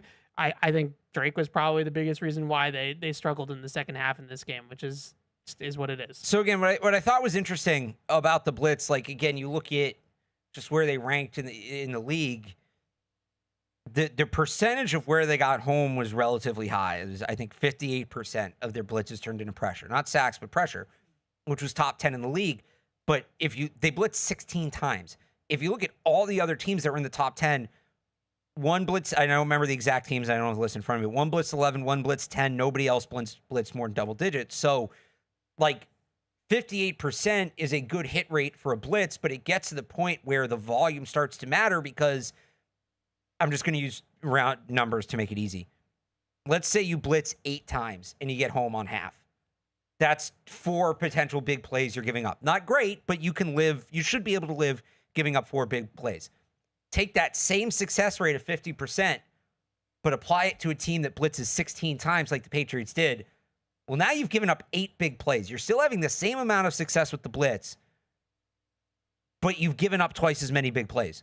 So I don't know. I'm trying to figure out a way to make it not sound as obvious, or maybe this is just a bad take by me because it is too obvious. But if you're going to blitz that much, you have to be good at it. Yeah. Because you can't get by with an average success rate, because the more you blitz, like that's more big plays you're giving up, the more you're exposed on the backside. Thank you. That's the word I'm looking for. So yeah, well, because this was another thing that we talked about yesterday was the 3rd and 20 blitz at the end of the game, and I remember when in 2019, and I said this yesterday, so I'm sorry if I'm repeating myself, but in 2019 with the Boogeyman defense, remember how much cover 0 they were running? It was like all they were doing. They had Stephon Gilmore in his prime, defensive player of the year, Stephon Gilmore. They had a great secondary. They were just running cover 0, cover 0, cover 0 all the time. And that's where the seeing ghosts thing came from with Sam Darnold. Like it was the whole thing. And I remember going into the locker room after the seeing ghosts game, and I went to the McCourtys and I asked the McCourty twins, like, what's it like playing defensive back when you're sending the house, and you're playing cover 0 all the time? And both of them said the most important thing is that the pass rush better get the frick home. Right. Because we're back there and we are on islands and we are exposed. So if this pass rush and the ball doesn't come out quickly because of the pass rush, or they don't, sack them or whatever, then we're screwed. Like we can't cover forever back here. And when I watched the 3rd and 20 play, the fact that Dante Thornton can run a double move, get Carlton Davis to bite on it, and then run down the field 40 yards and Geno Smith is not on his butt is more indicative of the call and the lack of pressure than it is on Carlton Davis. And Again, they sent 7 on that play. I argued with Paul and Fred about this because they told me that, Carlton Davis can't get burned like that. Carlton Davis is sitting there expecting the ball to have to come out. Like, he's thinking that it's cover 0 and there's going to be a ton of pressure and the ball is going to come out quickly and I'm going to just jump this, or I'm going to, make it, he runs a hitch and he's probably thinking, oh, he's adjusting to the blitz and he's going to run a hitch in front of me to give Gino a quick out out of the pressure. And then all of a sudden he's running by him and the pressure doesn't do its job. So if you're going to blitz, you got to get home, especially if you're going to cover 0. You got to get home. That's absolutely true. All right. Chris is in New Hampshire. What's up, Chris? Hey, fellas. Happy Wednesday. Hey, thank you. You too. Last year, everything was like Drake's left foot forward and mechanics and all this stuff. Is he getting that help this year? And who is the quarterback's coach?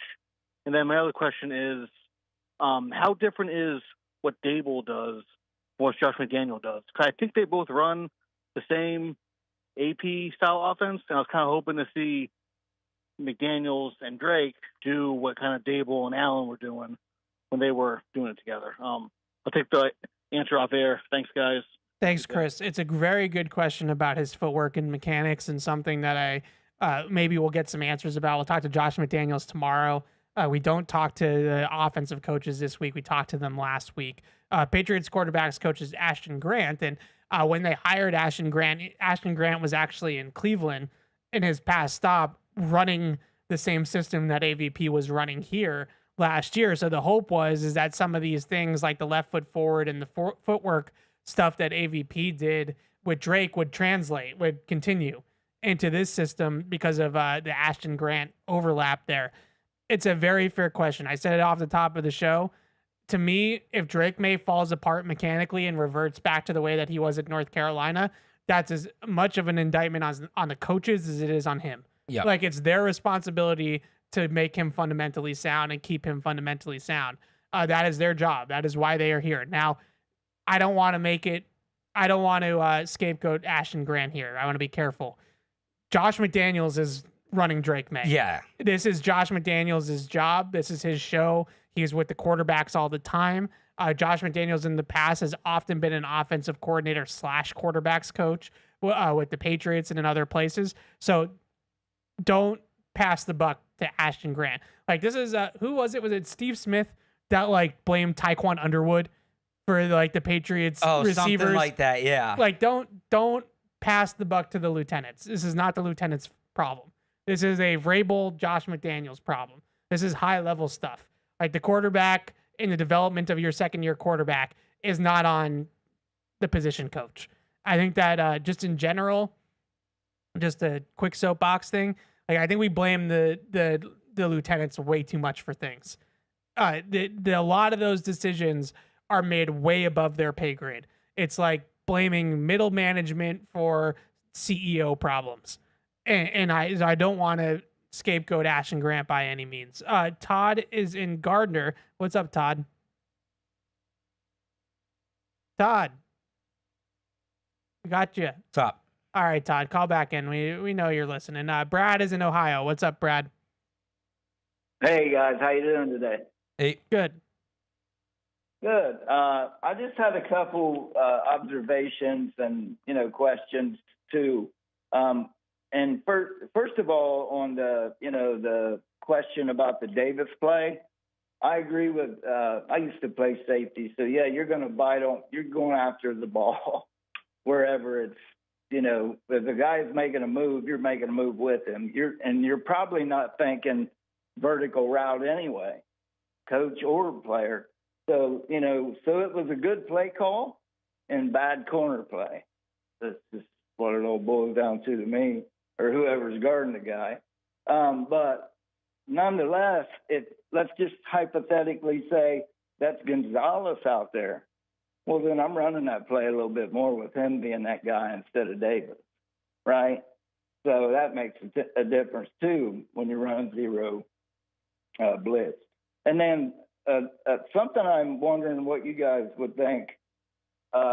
If we run less against elite pass rushers, more with Will's strength versus, him having to neutralize a blocker or a rusher, 75% of the time running left against an elite pass rusher, opposed to making him, hold up and pass protection. What do you guys think about that? Thank you.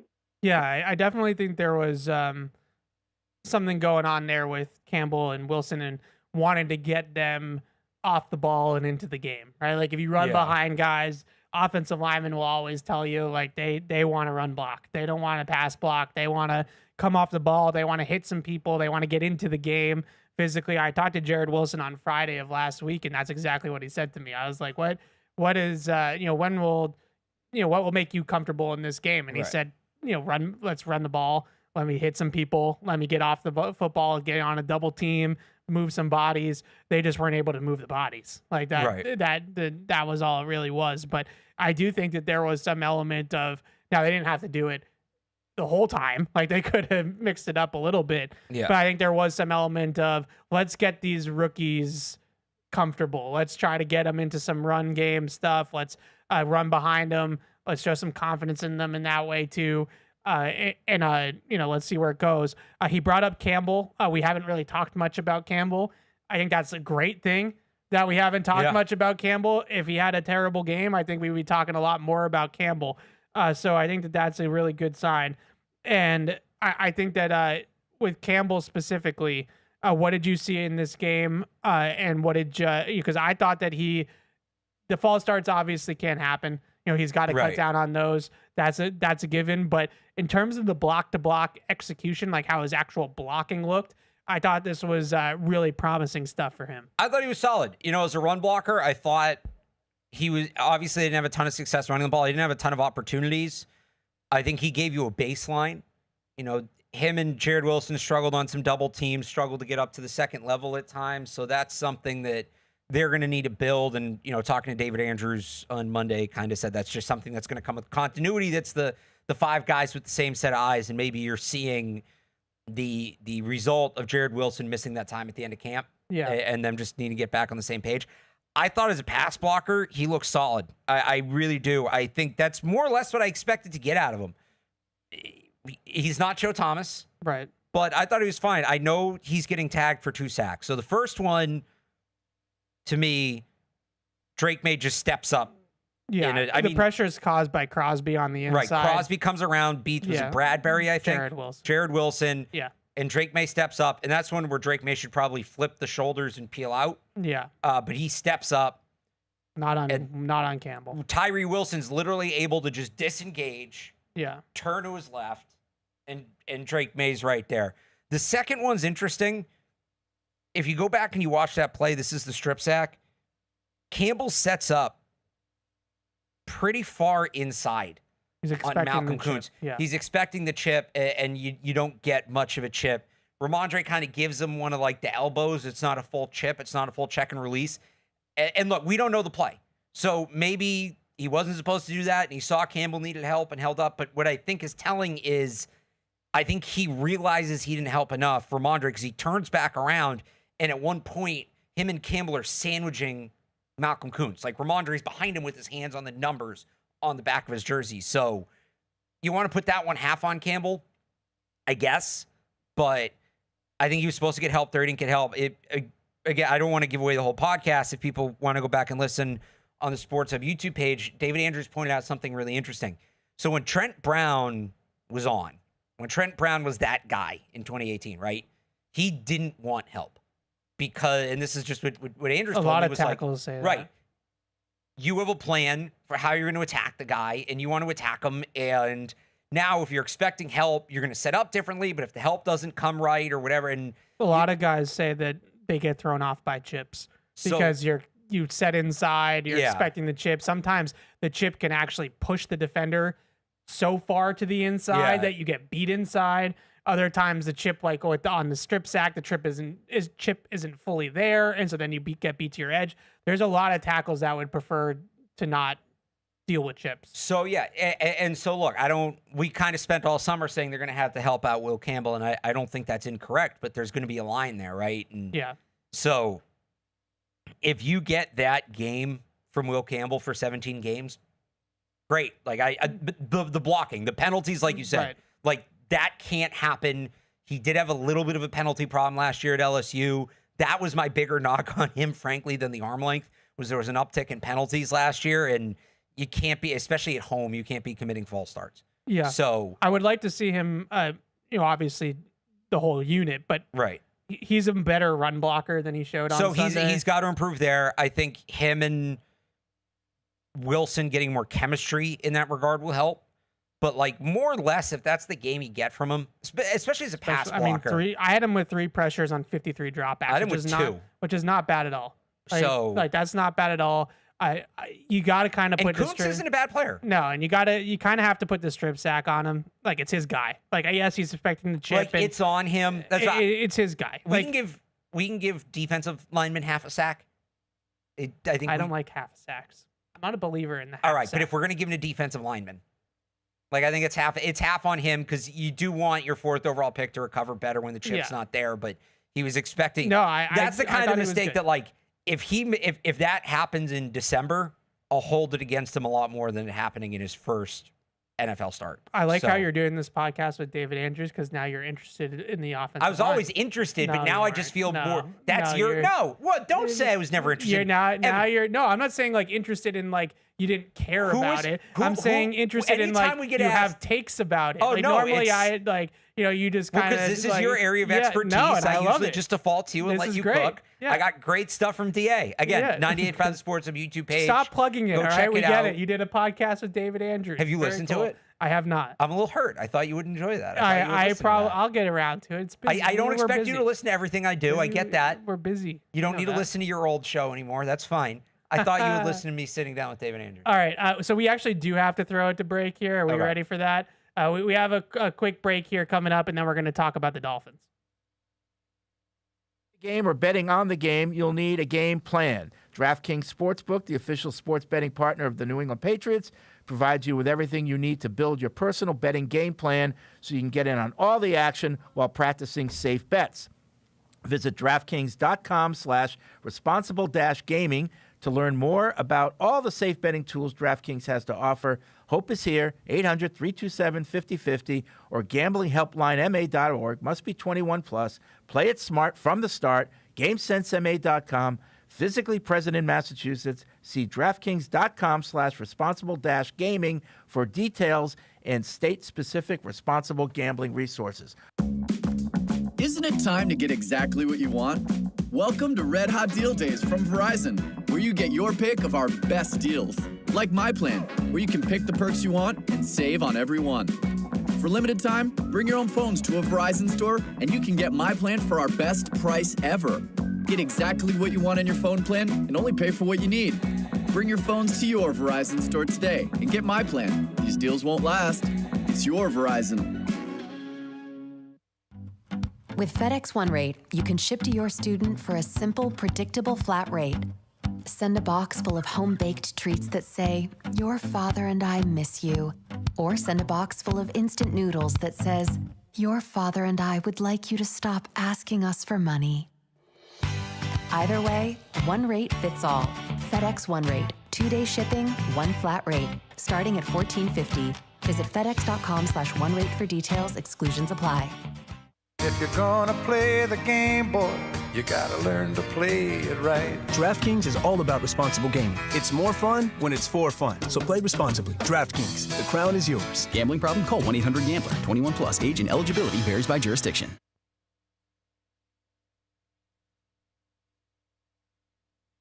We are back here, and before we get into the Dolphins preview confidence, it's important to have when you're on the road with Bridgestone tires on your car, truck, SUV, or minivan. You're riding on tires you can trust. Bridgestone tires are engineered to give you peace of mind so you can focus on enjoying the journey. So whether you're on your morning commute, a cross-country road trip, or a relaxing Sunday drive, Bridgestone tires will be with you wherever life's roads may lead. Bridgestone, solutions for your journey, available now at Sullivan Tire. And Catch-22 is sponsored by the Massachusetts 250 campaign, commemorating a history of possibility. Plan your revolutionary weekend at Massachusetts250.org. All right, let's take Mark in Connecticut's call, and then we're going to talk Dolphins. Mark, what's going on? Hey, guys. How you doing? Hey. Evan, I tried to get a hold of you guys yesterday, but you guys were pretty jamming there at Patriots Unfiltered. So What my couple of questions were, and I didn't know if we could go back and forth a little bit instead of hanging up, but sure. Jack Westover got moved to fullback. I was at the game. I don't think I saw him take a snap at fullback, and I really wanted him to be a fullback and to open up the gaps because, as you saw, there was no gaps open at all to run it up the gut. Like, there was absolutely nothing. And then my other take was Kahan Booty. I think you guys are forgetting. He should have been a first-round pick. I think his first year at LSU, he went off for some crazy amount of yards and receptions, and I think we might be looking at first-year LSU Kahan Booty reborn. So what do you guys think of that? Yeah, thanks for the call, Mark. I would say that with the fullback, Jack Westover played 2 snaps in this game. Sounds right. And I thought both times it didn't go well. And I think they kind of were like, well, if we can't get the first level blocked, then there's no point of having a fullback because he's not getting to the block that he needs to get to anyways. So it really just is another body just mucking things up. And so I think they kind of went away from that. He had one play in particular that was just kind of like a lead, and Garrett Bradbury gets beat on the line of scrimmage. So Jack Westover has to just take Garrett Bradbury's guy, and now Devin White, the linebacker, is unblocked anyways, and so Devin White just crashes down and makes the tackle. You know, if you're not getting up to that next level of the defense, then it kind of ruins the point of the fullback, if that makes sense. His Booty take, yes. We talked a lot about Booty in the draft, and for some reason, Alex, especially me, are getting labeled Booty haters. Like, we all of a sudden hate Kahan Booty. I think it's great what Kahan Booty's done. He's developed. He's gotten better and better with each season. His first season at LSU, he was really explosive. He was an explosive athlete. I think he's become more technically savvy and stronger. I don't see necessarily that, breakaway speed. Like, I always remember at LSU, like, him catching that slant against, was it like Ole Miss or Mississippi State or whatever? Well, he did against the Packers in his rookie preseason. Yeah, and just gone to the house, right? I don't know if that's Kahan Booty's game anymore, but he's evolved and he's gotten better and better. I think it's great what he's done, and he's really deserves a ton of credit for it. And frankly, a ton of credit for it during a time frame where not a lot of other receivers have developed here.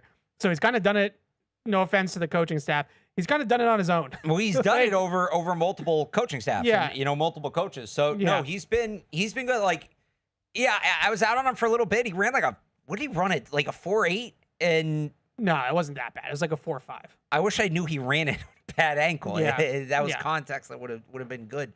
We didn't find that out till after the draft, but he's always had I've said this. He's always had talent. I've never denied he has talent. It was consistency. He just needed to be able to go out there week in and week out and do it. And look, it's just one game, so we'll see. But that was my big thing with him in camp.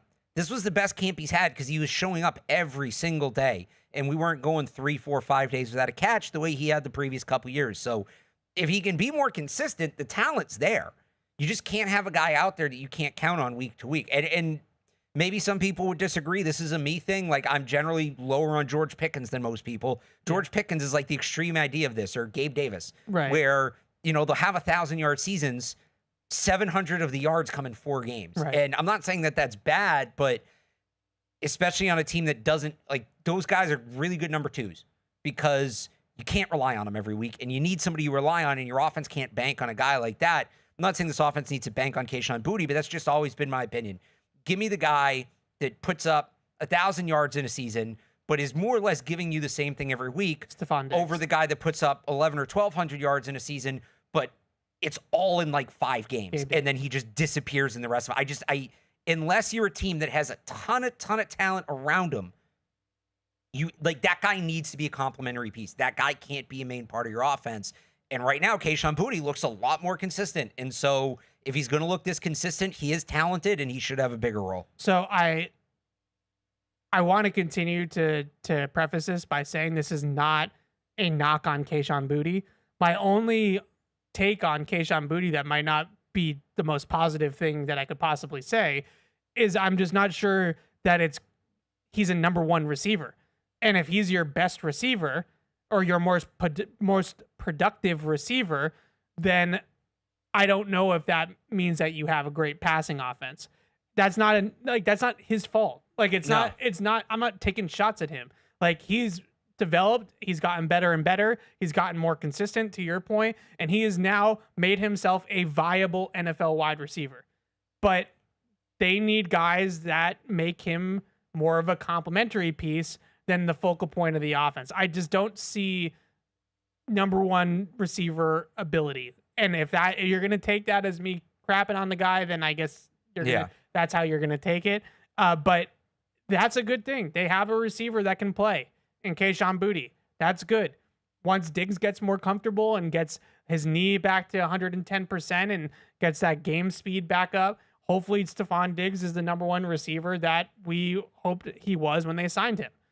And now Kahan Booty is like a complimentary or number two receiver to Stephon Diggs. And now you were cooking with something. Now there's something that you got going on. Or if it doesn't happen for Diggs, it's next off season. It's a high priority, and you go out and you get a true number one guy, and you make Kahan Booty a number two or a number three receiver. And now you have depth. Now you have a good receiver room. That's the hope. That's not a knock on Kahan Booty. That's just the roster and the talent on the roster. The other receiver thing that we're getting a ton of questions about, Alex, is Kyle Williams. And did not play much in this game. Did have one catch in that hurry-up 2-minute towards the end of the game where I thought he ran a nice route, ran a nice comeback, kind of got the corner out, got up to top speed, sat the route down, ran the corner off a little bit and created that underneath separation. There's a lot of conversations about Matt Collins' performance in this game. Obviously, Demario Douglas's performance in this game. Would you like to see more Kyle Williams in week 2? I mean, yeah. I think they need that speed. Who do you put him on the field for? I know a lot of people probably want Pop Douglas off the field. I think that there was more there that he could have done. That I think the Raiders were sitting on him at times and taking him away. I think Drake Maye missed him at times. Diggs game, what do you make of that? First game back off the ACL. It obviously wasn't a massive game, but I think it was probably a bit of a feeling out process. I thought it was good enough from Diggs. I thought it was good enough. So, I would go to a rotation between those three guys, probably. I don't think you're putting Kyle Williams on the field for someone. I'd take a few snaps from Diggs, a few snaps from Douglas, and get Kyle Williams on the field. I'd like to see him more. They need his speed. They need his ability after the catch. And just see, they can't bury another receiver. They can't do another year of it's week 8 until we even see the draft pick receiver. Yeah, so I think the speed is the number one thing. They need somebody with some vertical juice and the ability to win with speed on the outside, and that's Kyle Williams' game. That's why he's here. That's why they drafted him. So I would like to see it. It doesn't have to be a huge package of plays. He doesn't have to go out there and play 70 snaps on Sunday, but maybe you give him 20 to 25 snaps instead of what I think he had a handful in this game. And he really only got him, I think, because Booty got hurt. Yeah, and allow him to play a little bit more. I would really like to see that on Sunday. Trying to look up his snap count real quick. He played 7. I thought I was going to say 7, but I wasn't 100% sure.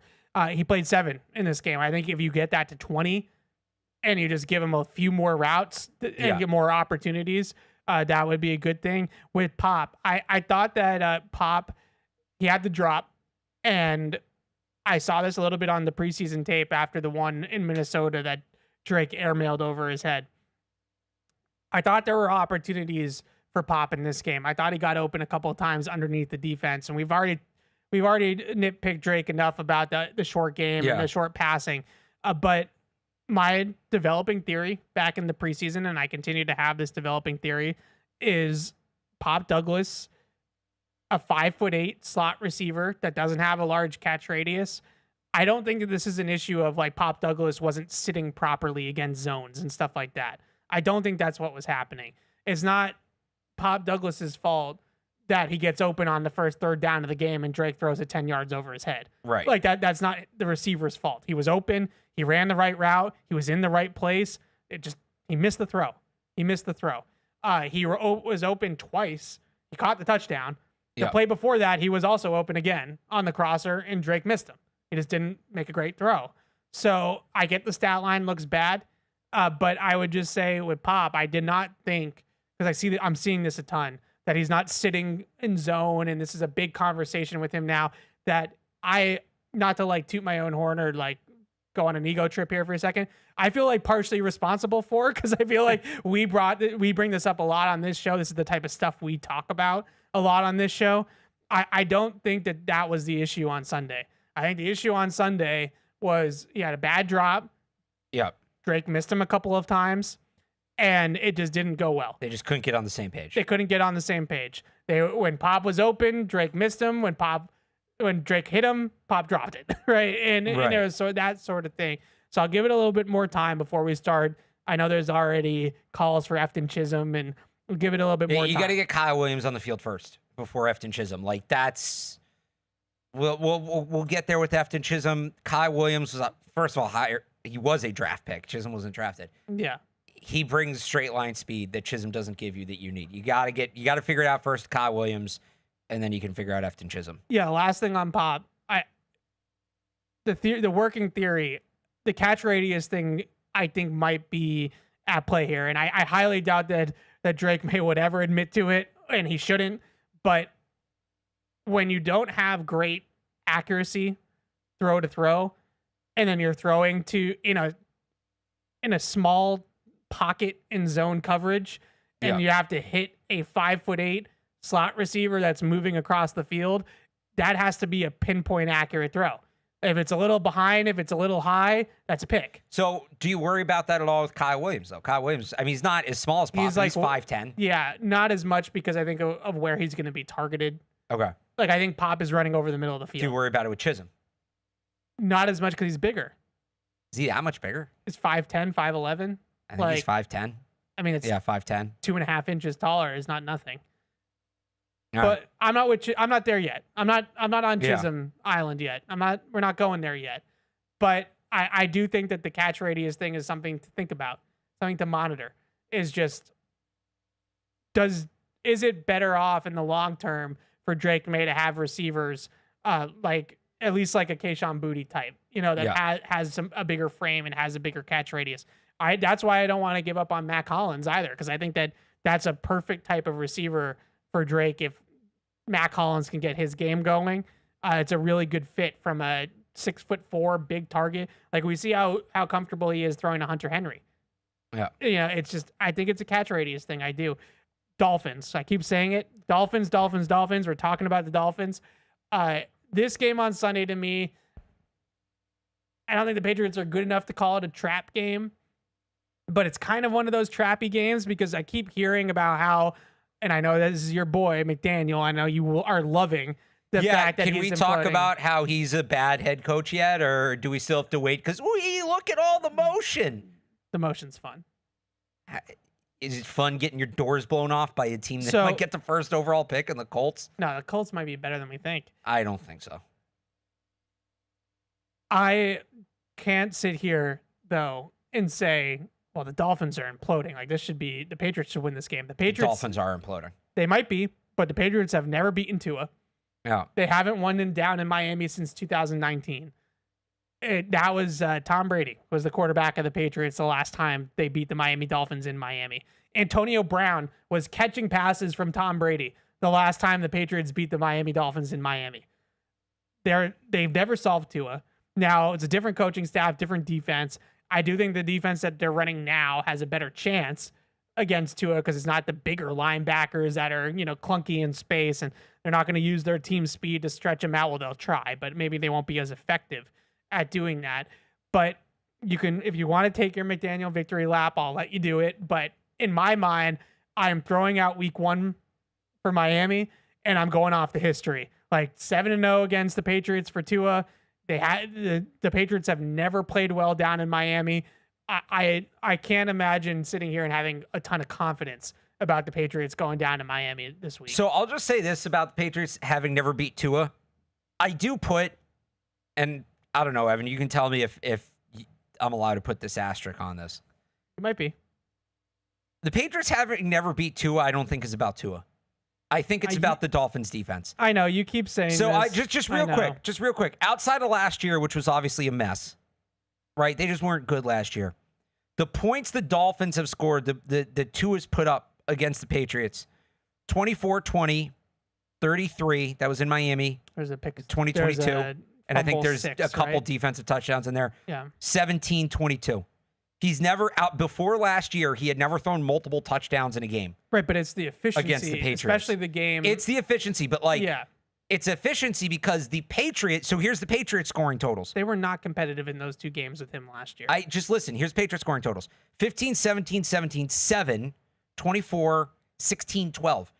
He's just not screwing up. It's not like he's out here dicing the Patriots up. He's not disagree. screwing up. And I think he was dicing the Patriots up. People are acting like he's throwing for 500 yards against them. But it's not about the yards. It's about the efficiency, and it's about. But this is my point, because he can play that way because the Patriots defense, the Patriots offense has the Dolphins have done more damage defensively to the Patriots than they have offensively. Again, they've broken 20 once. Right, but against Miami. You're not going to get into a track meet with Miami and try to outscore the Dolphins. No, but you have You're to. not going to win a game you like have to that score. against They're them. just making them entirely too comfortable. The bigger issue for the Patriots, again, this is not like Tua's been good. This is not to say he hasn't. I just think this thing gets miscast. I think the bigger issue against the Dolphins has been the offense, not the defense, going back to 2020. I think it's that they can't do anything. Now, they had some really good defensive coordinators there, defensive head coaches. It was Flores, and then it was Fangio, right? Was there, or who am I thinking for of? a year. Yeah. For a year. And now the defense might be bad. Anthony Weaver. Right. Now the defense might be bad. So they got to score. They've got to score against I get you don't want to get into a track meet with them, although I'm a little less scared of that this year when you look at what the Patriots defensive line did and when you look at what Miami's offensive line is going to be in this game. I think they're going to be starting a career college right tackle. I don't know how many NFL games he's played at right guard this week. Yeah. If I saw that correctly. Yeah. Keon something or other, Keon Smith or something. The Patriots should be able to disrupt the Miami offense more. I'm sorry. They have to. The games in Miami, they've only actually played Tua twice in Miami. Oh no, that's twice in New England. So This backwards. last week in that game in week 12, because he didn't play in the first game, he was hurt. 82nd percentile EPA per play. Who? Tua. 82nd Is that percentile. good? I'm not good with percentiles. You want? Yeah, you want it to be closer to 100.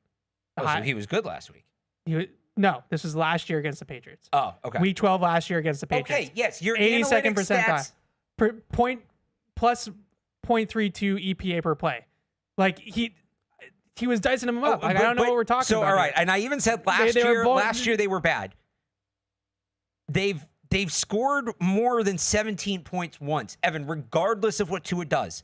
If they can't score more than 17 points, what are the odds they're going to win the game? This is the problem sometimes with points allowed and things like that.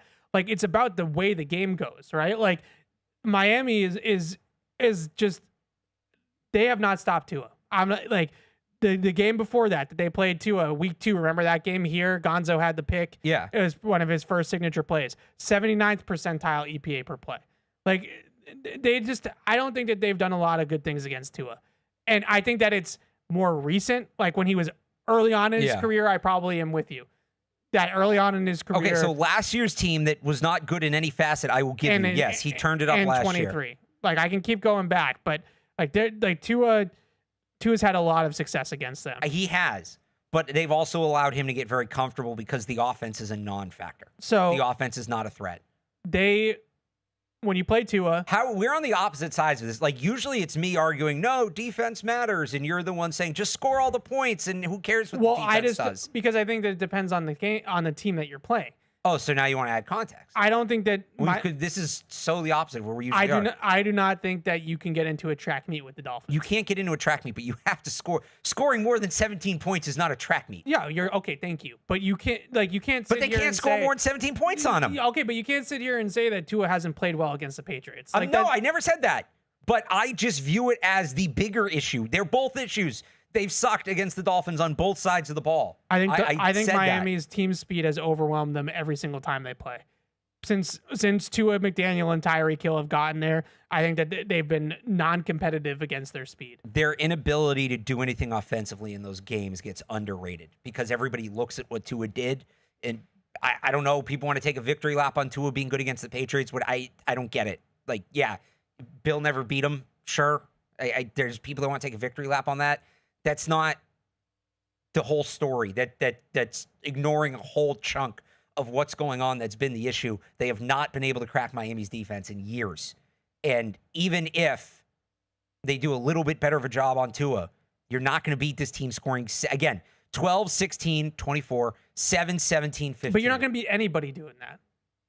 Right. Like, that's why they have won 4 games over the last 2 years. So why do we just ignore it against the Dolphins? It matters against everybody else. We don't ignore else. it against the Dolphins. But that's what you're doing by just saying Tua. All I've heard this week is Tua. Because Tua is the quarterback and he's 7-0 against the Patriots. Can we ask the Patriots to score points against him and we make can his life try, a little but difficult? the thing that's he can take the easy read every time. And yes, he's been incredibly efficient because he doesn't have to take any risks because he knows that if he puts up 20 points, they're going to win the game. Put a little pressure on him, score some points. I'm not saying get in a track meet. I would love for them to score some points. I just don't know if they can. Like this is what I've been saying. This is why I've been so down the last couple of days. Because if they're going to score 13 points a game, then they're not going anywhere. We all know that. And you know what the reality is? They should be better. Yes, they have to score. They should be better against Tua in this game because the line sucks. Who knows where Tyreek Hill's at? Like they should. Yeah. The coach. Who knows what the coach is paying attention to? This has got to be. This is the game. This has got to be it. But even with all that, they have to score more than 17 points probably to do it. Thank you. That's a bold take by you that they have to score It is more than apparently 17 points to win the game. Tua has apparently been single-handedly been beating the Patriots for years. Saying that. He's blocking, he's throwing, he's catching, he's playing defense. When you watch this game, like when you watch that game last year down in Miami, do you think they were competitive against Miami's offense? No, but I honestly don't really remember that much about that game. I was going to watch it today, but like it was like early on in that game, like it was not competitive. They were getting. That whole season runs together for me at this point. Okay, let's move on off of Tua in this capacity. We're gonna agree to disagree. Don't ignore the fact that their offense, Miami has had their number on the other side of the ball. Their offense has been bad for 3 years. We know that. Their offense has been bad. The key to Tua to me is taking away the middle of the field. He loves throwing those in-breaking routes. That's what kills the Patriots because their linebackers and safeties have not been great cover players over the last handful of years. It's a bad matchup, right? Like Tua's really good at attacking between the numbers on those in-breaking routes, the slants, the crossers, we've seen it a million times. It's Tyreek Hill and Jalen Waddle running across the field against a Patriot linebacker or safety, and it's not close. It's not competitive. So taking away the middle of the field, and he is a rhythmic passer. He's a timing rhythmic passer. So you've got to get pressure on him. You got to hit him. And you got to move him off his spot. And you got the whole offense from the motion to all of the routes that they like to run, from the in-breaking stuff, from the anticipation he likes to throw to. The entire offense is predicated on timing. It's a timing-based game for them. That's why they're a West Coast offense. That's true for most West Coast offenses, but it's even more true for Miami. So the best way to throw off their timing and their rhythm is to get Tua off his spot. You got to move him. You got to hit him. You got to make him hold the football, because what they've had issues with in the past, especially on early downs against Tua, is that he just gets rid of the ball so dang quickly that they can't get to him. And he's just dicing them up in the middle of the field. So Vrabel had some success in 2013 or 2023, I should say, as a Titans head coach against Tua. A lot of too high coverage, a lot of Tampa 2 with that whole player just sitting in the slant and dig window, just waiting for him to throw that ball and just allowing the pass rush some time and making him hold it. On the other side of the ball for the Patriots with Drake Maye against this defense, the Miami secondary is in hell. Like, they are decimated by injuries. Yeah. Jack Jones right now is probably their best and number one corner, which kind of tells you where they are from a defense perspective. Minka's still back there, but the rest of the secondary is really, Daniel Jones looked like he was Tom Brady on Sunday in Indianapolis. That being said, they have a good front. They have a good pass rush package. Pass rush package. It's hard to say. They have a good front and pass rush package. That's what beat the Patriots last year in Week 12 and Drake started against them. Anthony Weaver came after him. He blitzed him a ton. A lot of different types of blitz pressure. That was a big problem for them in that game. So being ready for that. Obviously, Bradley Chubb coming off the injury is not quite the same guy right now, but Bradley Chubb, Jalen Phillips, Zach Sealer, they have a good front seven. They have a good pass rush. So in this game, you got to try to figure out ways to block it, because I do think you're going to have open receivers down the field. I think everybody's going to have open receivers against Miami if you can block it. Just got to block it. What are you looking for on this game from Drake? From Drake, And the offense as whole. And the offense, well, I would say on the defense first, just real quick. Again, Miami's got a backup line in there. So to your point about Tua, like it's all pressure. It's all pressure and getting into him. On offense, I mean, they got to establish the run. And the Dolphins, they weren't horrible against the run last week, as bad as that game went, but there should be opportunities to run on them. May, I just want to see him get his head on right and like not kind of again, last week throws that interception, changes game, come out, throw the ball, test some windows, set his feet, and just kind of go back to where he was. Again, the first half of last week was fine. If that's what you get out of Drake Maye on a regular basis, I think you can live with that. You know, he had a couple misses here and there, but overall, that was competitive quarterback play. That's going to keep you in just about every game, right? Obviously, there's the element of, late in the game, if it's close, how does he play there? But just big picture, I thought that was perfectly fine quarterback play. Can you get back to that and not get knocked out of it? So quickly here from Jonathan Jones. Where's Jonathan working for nowadays? CBS. Not former Patriot Jonathan Jones. No, insider writer. reporter Jonathan Jones. Saying that the Dolphins are probably going to have a backup right side to their offensive line. So I was right. Keon Smith is in line to start at right guard right now for James Daniels, who they just placed on IR. And Austin Jackson's out too with a injury as well. They're starting right tackle. So you're looking at Keon Smith at right guard and Larry Borum at right tackle. Harold Landry against Larry Borum is a matchup that the Patriots should be able to exploit. And Milton Williams on whoever's at right guard. So I expect them to put 97 and 2 over the right guard and the right tackle and just let him tee off. Let him go to work and see what happens. We got to wrap up the show here, but we do have 2 more calls. Really quickly, though, with your calls, because we got to get the stage set here for Patriots Unfiltered. James is in North Carolina. What's up, James? James. Hey, guys, I'm here. Okay, cool. What's up? Can you hear me? All right. I tried to write in yesterday. Paul and Fred didn't get to it. It's understandable considering how yesterday's show went.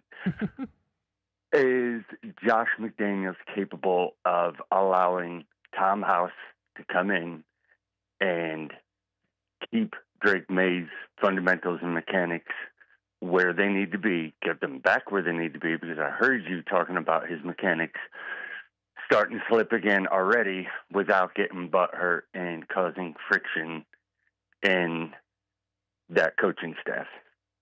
Yeah, thanks for the call, James. I don't know why Tom House worked with Brady for like 15 years, so I don't know why that would cause friction. Yeah. I don't know if we're there yet. Like, I don't know. It's been one game. I don't know if they need to go to that extreme. Drake in the past has worked with Clyde Christensen, who was sort of like an advisor to the program at North Carolina. I am sure he is no longer working for North Carolina. So that's been his guy in the past. Clyde Christensen, really good track record. Peyton Manning, Andrew Luck was with the Colts for years. I don't think we're there yet. Now, every once in a while, especially during bye weeks, Brady would have a little check-in with Tom House during the football season and just make sure everything was, going mechanically the correct way. So we'll see. AJ is in Spain. What's up, AJ? Hey, guys. So I just wanted to ask a little bit about the defensive line. So I wasn't watching the game super closely, but it felt like towards the end, the pass rush really slowed down and just wasn't as effective. Then looking at the snap counts after the game, you see Christian Barmore up at like 70%, Milton Williams at 78%, all those guys up in the upper 70s for the main starters. And I was just curious, whether that was more of like a scheme thing that the Raiders were picking it up or just that these guys are getting gassed because it's early in the season and they haven't played that much. But was just definitely a point of concern that I wanted to hear a little bit more about. Yeah, AJ. So I would say that if you look across the board on interior defensive linemen, especially, very few interior defensive linemen are playing every snap. No, it's in the 70s is pretty high for that position. Yeah, especially for those two guys, Barmore off blood clots and Williams wasn't really a 3-down player in Philadelphia. Yeah. Now, Max Crosby played every snap because he's a maniac. So Max Crosby, the Max Crosbys of the world. I think even Aaron Donald would usually only be at about like 80%. Yeah. Most of the time, those interior guys rotate. It's really hard to play that position from a conditioning standpoint. Those are big boys, and they're flying off the ball.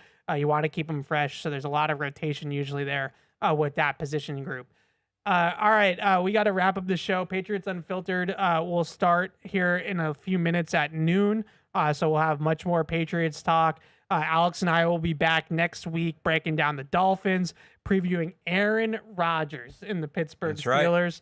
Before we go, though, let's hear it for the team. Bob's Discount Furniture just opened its 200th store, and you can join in on the celebration. Make your way to your nearest store to shop the latest styles like the Phantom Power reclining sofa made for kicking back on game day, the Elm dining set made with real marble that's sure to impress the home team, and the stylish Calvin bedroom design to help you dream up your next tailgating party. Plus, you can enjoy free treats, limited edition stickers, and more surprises this Labor Day weekend. So stop in and check out the winning lineup at Bob's Discount Furniture, the official furniture store of the New England Patriots. We'll see you guys next week. Thanks for watching.